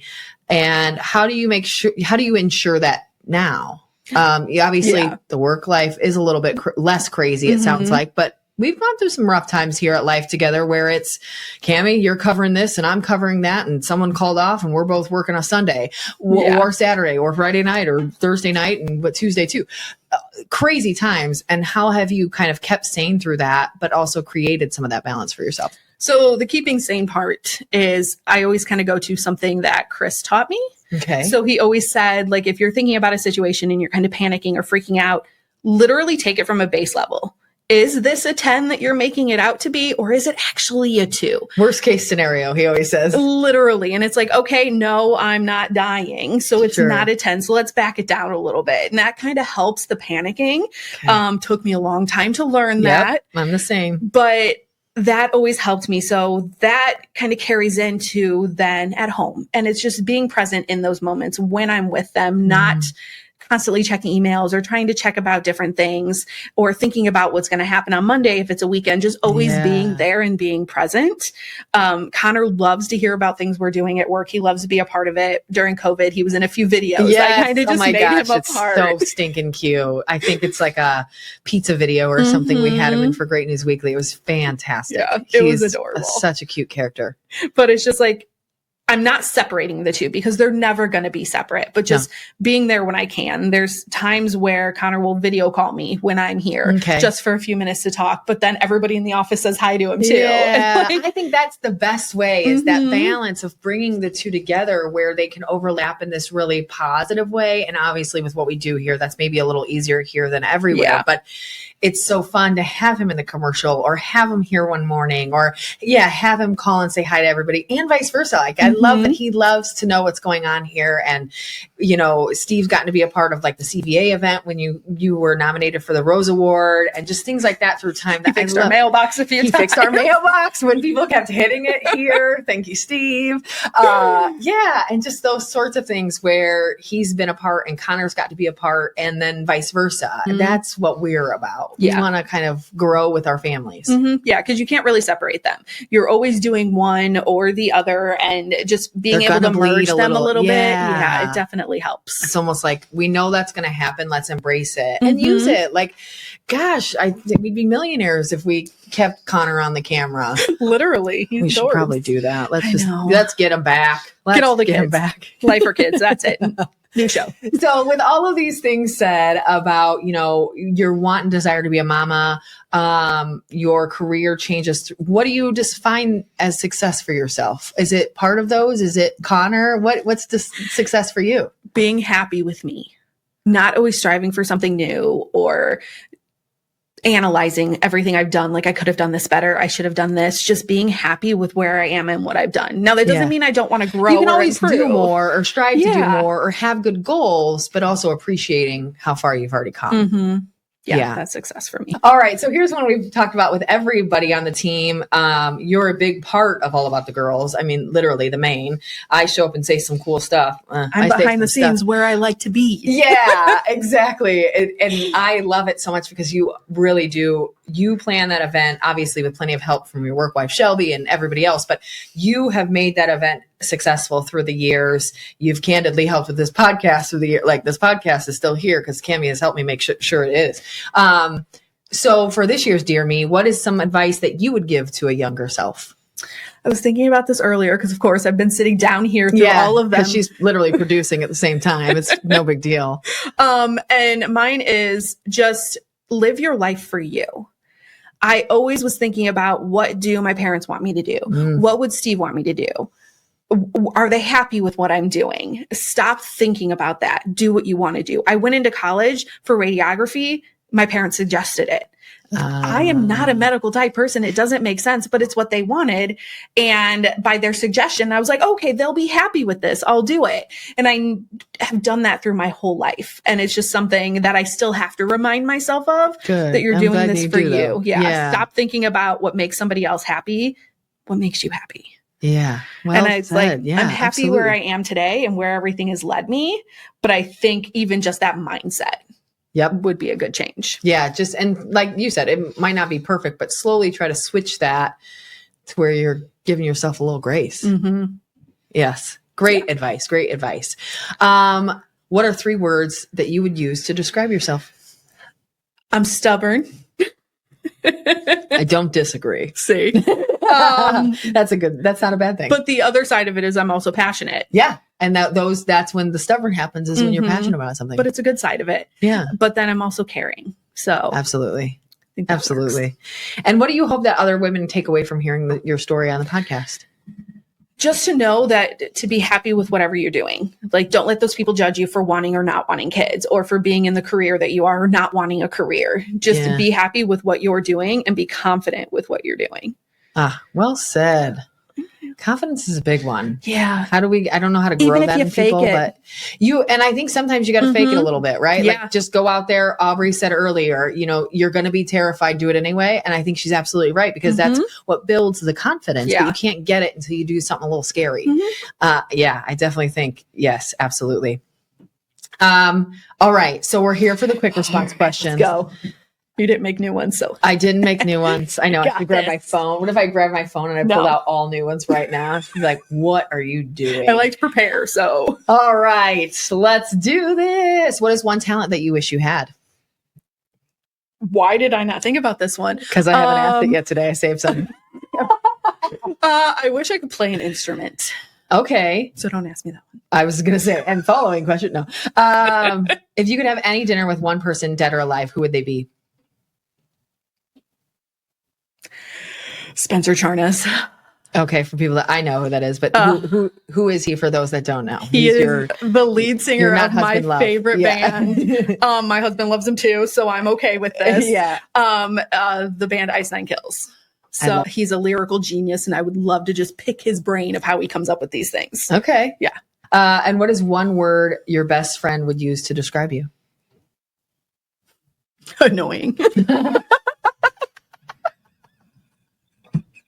I feel like everybody in this room could say the same thing, so that's quite fine. I like that. I mean, everyone is at some point, especially to your best friend, like they're annoyed.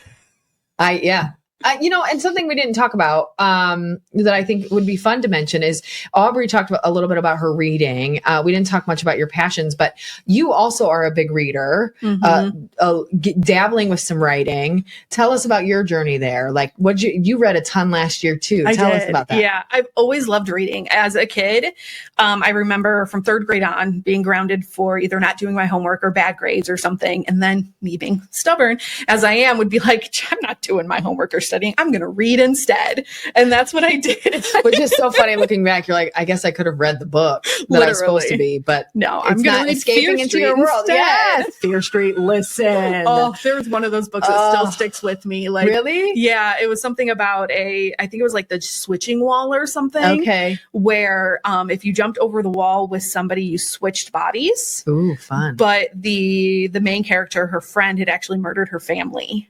And so she had switched the body. So that girl's getting away with it. Like, it was so intense. And I'm reading this as a 13-year-old. And I was like, this is so good. Oh my gosh. Those books. I loved them really so much. good. But Shelby's like, what is that? I've never heard of that. You should read it. I'll buy it for you. It's fine. Yeah, it's fine. It doesn't matter that they're for when we were 15, 12, something like that. They're still good. They're still good. I bet they really are. Yeah.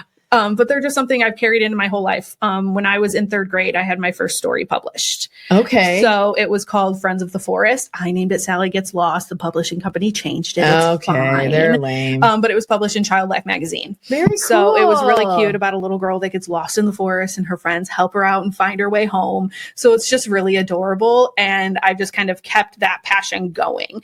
Reading is like my escape. I just want to have that other world where something else is going on because my brain's always going. And if I'm analyzing my own life, we're not going to be happy. The whole house is rearranged and painted new. Yeah. And everything's changing. So it's just my escape. I kind of did it when Connor was a baby and we're watching Toy Story for the 7th time in a row and my brain's gone. Yeah, you're just picking up a book and saying, this is going to be a little different, but he can still watch that. Exactly. Yeah. And I think I read 167 books last year. So it was a lot. And I had a lot of fun through it, like different journeys of different genres, following people online of the ones that I like trust their judgment. Like I've read these books. That's what they said about it. here I go with it. So I've just really, really enjoyed it. I've met a lot of crazy characters through these books. Okay. And I've learned a lot about myself. So like you're reading about a character and they're like, oh, this is what I went through as my childhood and why I'm like this. And I'm like, huh, I'm like that too. Interesting. You just kind of start to learn more about yourself. And I've always had an active imagination, and I had a crazy dream one day when I was working at the hospital, and I came to the hospital, was talking to the nurses and the staff there about it. And they're like, you should write this down. I'm like, I need to, because it's living in my brain. Yeah. And so I've just kind of gone on that journey with myself and kind of wherever it leads, just because it's another kind of creative escape that I can enjoy. I love that. Well said. That's really awesome. It's not, you guys trump me on reading. I don't write literally hardly at all. And listen, someone comment, I keep telling Cammie she should write about her book journey, because I think people want to hear about like what she reads, what she likes, like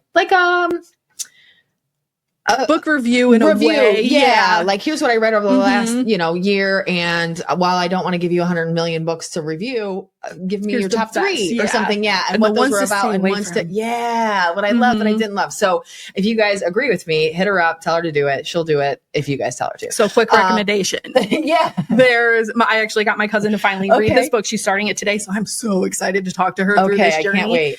There are very few books that have either hit me so hard to where you feel it, or that you're so mad you want to throw it. Okay. Or you laugh hysterically. I love those. And this one did all of them, even like breaks the wall and is almost like Saved by the Bell when they talk like to you. And to the reader. Literally, there's the one part, and I laughed so hard at two parts in that book. So it's called Lights Out. Okay. And it is like a romantic comedy, but also stalker in a way. Okay, it's fun. Hysterical. Do you remember the author by chance? I think it's Nevessa Allen. I always want to say Vanessa, and I'm like, not right. Nevessa Allen. Nevessa Allen. It's a really good one.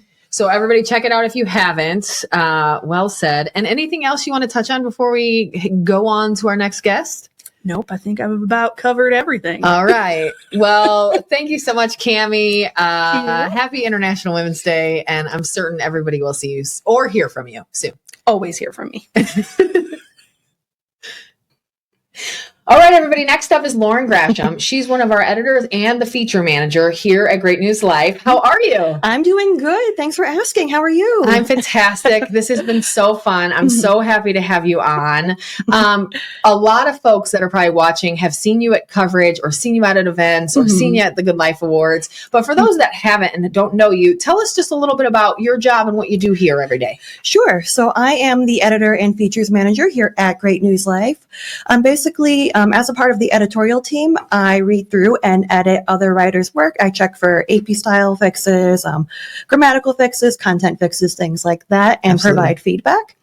And then I also... The nicest feedback that anyone ever gets, by the way. Let's just be real. Oh, thank you. You're like just the nicest. I mean, there's no mean people at GreatNewsLife, but you're like one of the nicest. I try to be. So. You are. Thank you. It's working well for you. Okay, and then talk a little bit about the features manager. This is a huge part that I think is maybe sometimes unnoticed because it's so smooth, but it's a big piece.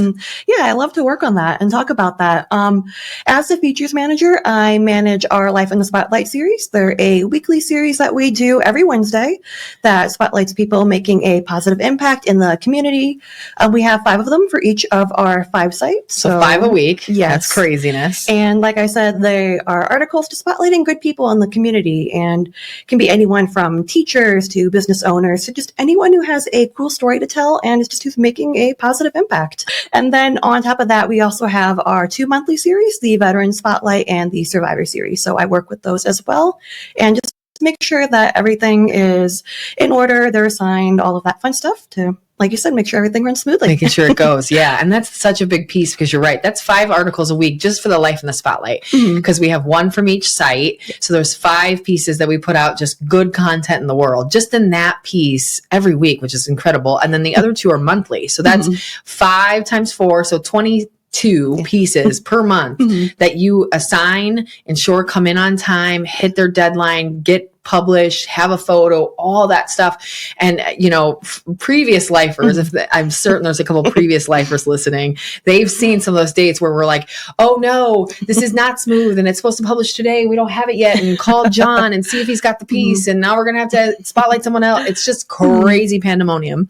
And I think you have made that in your time here just incredibly smooth. And it's not something I need to care about because I just know Lauren is holding and handling that. And it's just awesome. So kudos to you.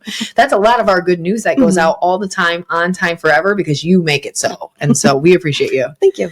So tell us a little bit about your background. Sure.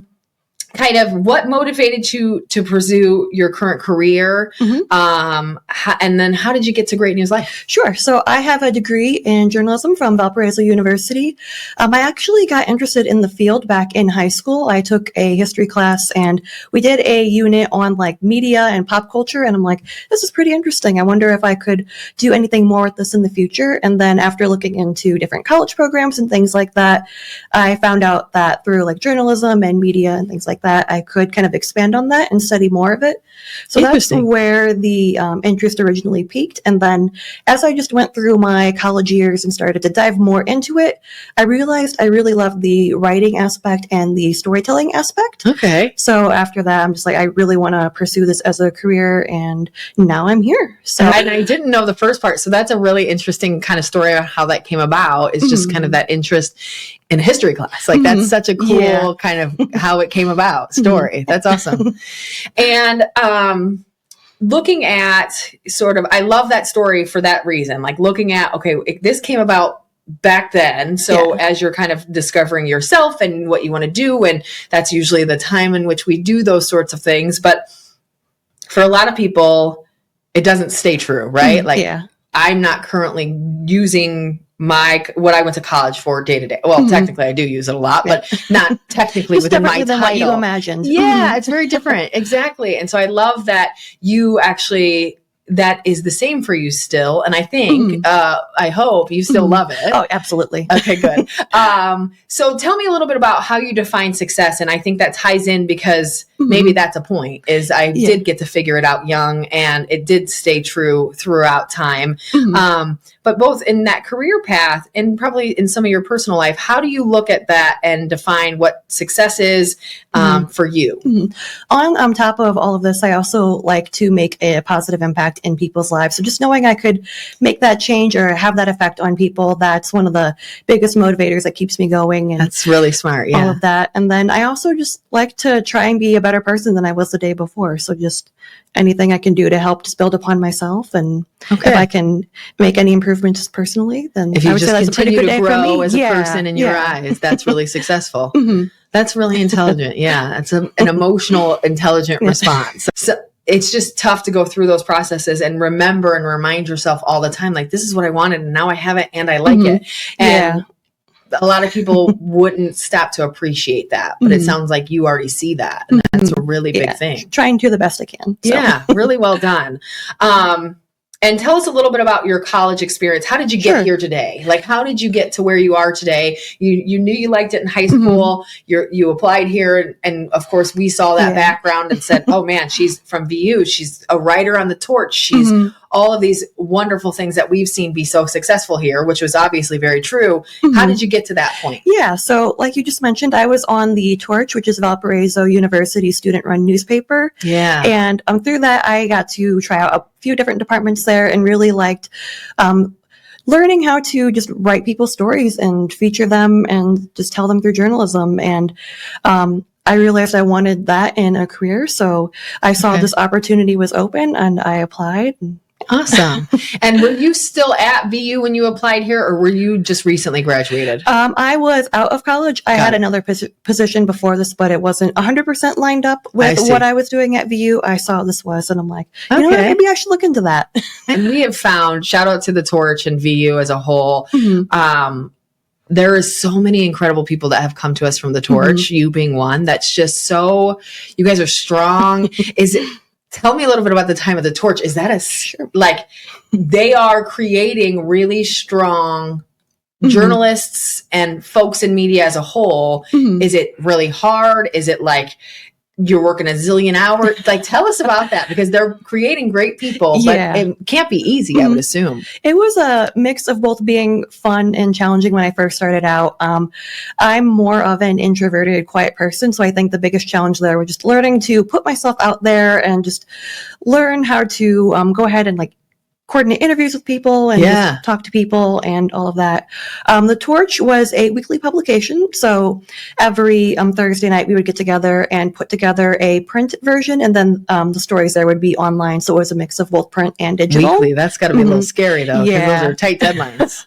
And also balancing a lot of college coursework on top of that. But I also had to learn how to prioritize my time to make sure everything got in and just done. And that was honestly one of the best skills I learned while I was there, just kind of how to prioritize everything and just learn how to sort that all out. But it worked out good. So yeah, you do it well now. I think it's literally, you're right. It's one of those things that's probably why that works so well with you, because many people have tried to run those features and failed candidly in the past, but you just do a really good job of watching it all. But you're right. It's probably that time balance and trying to figure all that out. And with something that's weekly, you can't mess up. And you guys have any of those nights where it's like 3 stories are like, what are we going to do? A little bit. Sometimes we had to cram and do things a lot in the day of or the day before, but I mean, it wasn't an often thing. And that's good. Like when it did happen, it was more of just like last minute stuff popping up, just or occasional. So, and that's part of the field too. Sometimes you just have to learn how to roll with the punches. So I'm certain. And again, you run it well, so I don't have to hear about the stories, but I'm certain there's a story where this needed to be in by this date and it's not. You got to chase this person and then move this around because it is ready or whatever. It's like a giant puzzle piece sometimes. It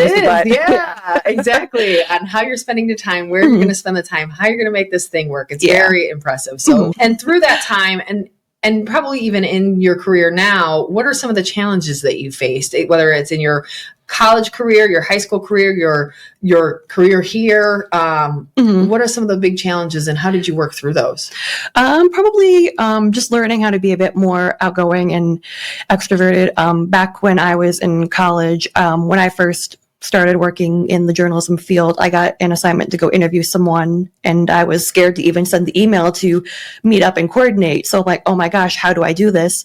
Now, as you probably know, I'm sending emails left and right. Like, I like to joke with the team and our partners if I do meet them in person. I'm like, you may have seen my face before, but you definitely know my email. So they've seen your email, they know your last name, they've never met you in person. And that's okay. And it's interesting to hear that from you, because you mentioned that you're more introverted, but you don't seem that way here, because you're right. Like you're right in that I've seen you interview CEOs. You've probably interviewed a mayor or two here in your time. And you just seem natural. How did you adjust that in yourself through time? Is it practice? Is there a mantra you have? Is there some way you talk yourself down? Because that's an anxious moment for a lot of people. I remember the first time I've had to talk to a mayor, right? Cammie remembers when she used to have to call the mayors and it would give her a full-on like ulcer for the week. Those are hard. How do you think you kind of got through some of those tougher times and now made it easier now? Yeah. Well, practice definitely helped. The more I did it, the more I got into the swing of it and just learned how to get everything in order and things like that. I also have to remind myself that just the people I talk to, they're human too. It's not like even if it is a mayor or just a person higher up on the ladder, they're human too. They're just like me and all of that. So just kind of reminding myself that it's just another normal conversation. It's nothing. It's just another day. They're not going to yell at you usually. They're not mad. They almost always answer, all of those things. But it's just the unknown is there. And you go in saying, well, the unknown is I don't know how the interview is going to go. I don't know that it's going to go well. I don't know they're going to answer the call. But with enough practice, you probably realize, all of those things could happen and we'll be okay. Yep, we'll be okay. I know how to deal with it. Everything will work out in the end. Aubrey mentioned when we talked a little bit about like, yes, you might be terrified, and that's also okay, because the more you go in terrified, the less terrified you are. And those kind of, one comes down and your confidence goes up and you find a balance. Yeah, exactly. I love that. And tell us about some of your personal life and passions and for here, and I can only imagine at the Torch, at VU, and now we're a lot to handle as a company. You're managing all of these features while doing your job as an editor. Those are a ton of things. How do you balance that here, or in the college setting, but also how do you balance that with regular life stuff? And what do you like to do in that regular life? And how do you find time to do both? Sure.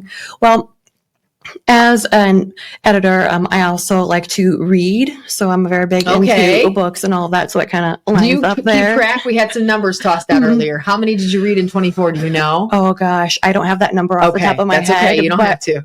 But I do enjoy that. I also, when I can, when the weather gets nice, I like just going outside, taking walks around neighborhood and just local parks when I can. So absolutely, just trying to get outside if possible.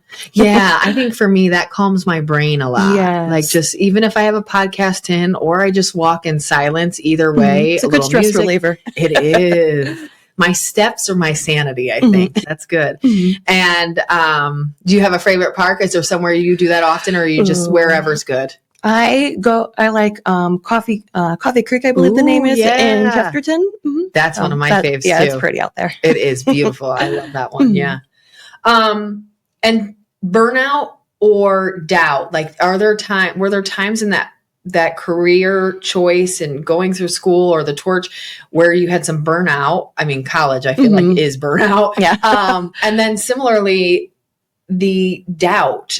Has there ever been a point where you doubted that this would work? I mean, you had it set so early, but was there doubt along that path? Yeah, I think sometimes even if you have the career path set when you're younger, sometimes there's still a doubt, like, is this going to work out? Am I meant for this? Things like that. But as I kept going, I realized I love the field and I knew that this is what I was meant to do. I tried a few things out, like there was a little bit of classes I took on the production side and things like that.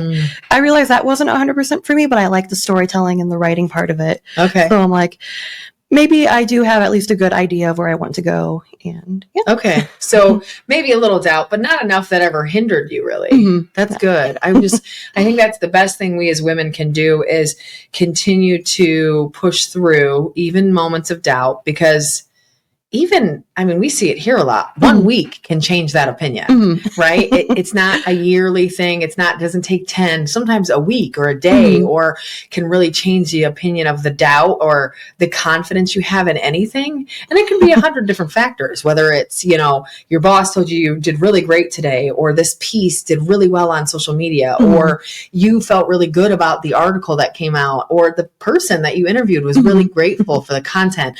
All that stuff, I think, helps build that confidence. And I think we oftentimes will let folks or little things kick us where that one negative thing gave us 10% doubt, but the 10 good things gave us 1% confidence. And how do we, kick some of that out of the door? Because we shouldn't have to do that anymore. But it's innate in us, I think, sometimes. And definitely hearing like the positive feedback and things like that, it helps keep me going too, because it's like, oh, hey, people are actually reading and liking what I'm doing. So I must be doing something right. Exactly. Yes. And that's sometimes the good part about the good news is no one's calling us yelling about the content that we wrote about them, because it's good content and it's never fake content. It's just the good content. We're not going to pursue any of the bad stuff. Yeah. It's very nice. And what keeps you motivated day after day? I would say the people in my life, my family, they've done so much to help me get to where I am today. I want to just give back and just show them how thankful I am for all they've done, all the work my parents have put in to help me get to where I am and help me reach my goals and go through school and all of that. So I'm extremely appreciative of everything my family and my friends have done to help me out as a person. Do you have siblings, or are you an only child? I forget for some reason. Weird answer, a little bit of both.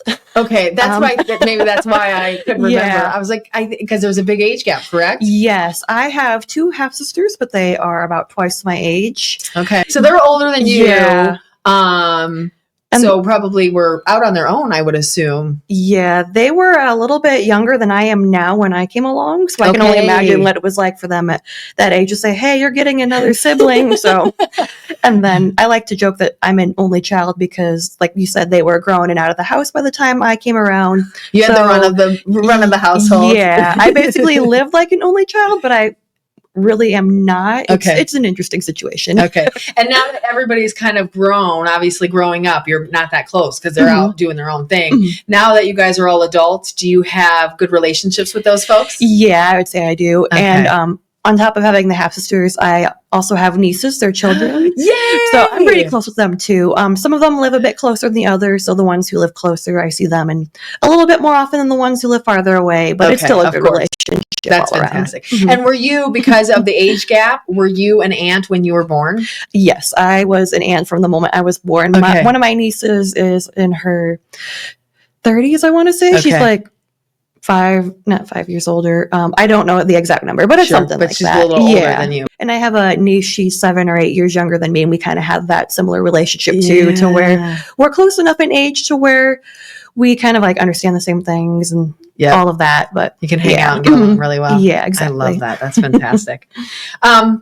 So one of the things that we talked about with everybody today is this year's theme for All About the Girls is Dear Me, advice you would give to a younger self. So what's your advice? What would you say to that question? What's advice you'd give to a younger you? Oh, that's a good question. I would say to trust the process and that everything happens for a reason. Before I decided that this was what I was going to do when I was still in like school and all of that, high school, I was a little nervous about like what exactly my future life would look like, how that would all play out. But everything just kind of fell into place along the way, and I like where I'm at today. So I would say, hey, I know you're stressed or anxious now, but just hang in there. It's all going to work out and everything like that. So. Yeah. And just, it's almost like you want to show yourself what you become. Yeah. Like, listen, I know that's terrifying now, but it won't be later. Yeah. I swear, you're literally going to not be terrified by that later. It's okay. I know you won't believe me, but please just know. Yeah. I wish I could tell myself that so many times. Like, it's going to be fine. Trust me, the fututer's better. It'll all work out. Everything happens for a reason. Yeah, I like to say. Absolutely. It really does. Yeah. Stars align often. Yes.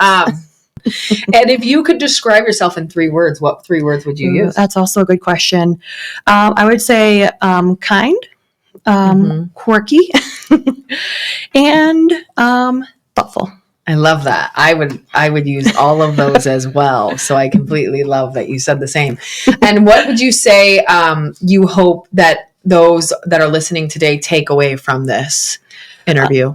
I would say to everyone watching, just kind of like we were just talking about earlier, just don't be stressed. Everything happens for a reason, and that whatever is meant to be, it'll meant to be. Everything will work out. Just ride the train sometimes. Yeah. Kim and I were just talking about something like that this morning. Like, son, if the train's left the station, there is no reason to panic because nothing you can really do right now. Let's just let it ride. And I think I panic a lot. And so it's like, okay, let's breathe. Yeah, it's good. All right. So now it's time for the quick response questions. Are you ready? I am ready. So you have 5 seconds to answer the question or you get buzzed. Everyone hates the buzzer. It's very loud and obnoxious. So what's your spirit animal? Ooh, I would probably say a cat. Cat. I love it. Are you snobby like a cat? Not snobby, more along the lines of like the quiet personality, but that quirky personality. Quirky personality, yeah. I like that. Yeah. You give good jabs, you give good jokes. Usually the jabs are at yourself, but you are funny. You got the jokes, you got I love that. What's one talent that you wish you had? Oh, I would love if I had a good singing voice. I think it would be so cool to learn how to sing or just have that musical ability. So this is a common one. Cammie's already laughing because she knows. So we've decided that Aubrey, who has this talent, as we know, needs to teach all of us how to sing. Yes. And we're going to go caroling with our newly learned talents this December. So are you in? I will be. Can't promise anything will sound good. However, it sounds like a fun time. Okay. I'm on your boat, so I don't know if she can teach me to actually sing. I will take the lesson and I will do my best. I thought she does caroling with her family. And I've heard her family sing together. She, of course, has a great voice, but I want to carol, but I also can't sing. And so I thought, well, she's done this before. She says it's great. We could get life or caroling going, but she has to teach us because, Monica said, I think the same Monica said, she wants to learn how to sing too. So we've decided this is what we're doing, cluing you in. Sounds like a plan. And last one, if you were a superhero, what would your superpower be? Oh, that's a good question. I would have to say flying. Can that count? Flying can so count. That's a great one. So Yeah. We've got flying abilities. Cool. I think it would be cool just to fly from place to place and just never have to get in a car. Exactly. Or worry about traffic. And Yeah, exactly. We don't have to worry about accidents. We don't have to worry about traffic. We're just flying on our own wherever we want to go. Yep, exactly. It'd be I pretty love cool to just have people watch you as you get up and fly too. Like, takeoff and landing is pretty cool. It's a little bougie. You're like, hey everyone, no big deal. It's kind of like when people fly into events on a helicopter or something. You're like, no big deal. Just showing up with my wings or whatever.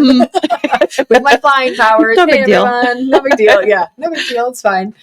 I love it. Well, this has been wonderful. Thank you for being a part. Thank you for having me. Of course. Is there anything that we didn't touch on that you want to make sure the audience knows about you? I think we've covered a lot today. Yeah. So just to everyone listening, thank you so much. Yeah. And this has been a really fun time. Agreed. Well, thanks everybody for joining us. This has been our International Women's Day extra episode drop. So we love that you joined us. We love that you are a part. Please subscribe to the podcast. Make sure you're following us so they get to you every single month. Don't forget, they launch the first Tuesday of every month. All About the Girls. The event is June 12th. Get your tickets ASAP. We will sell out this year, and join us next month for another awesome episode. Y'all take care.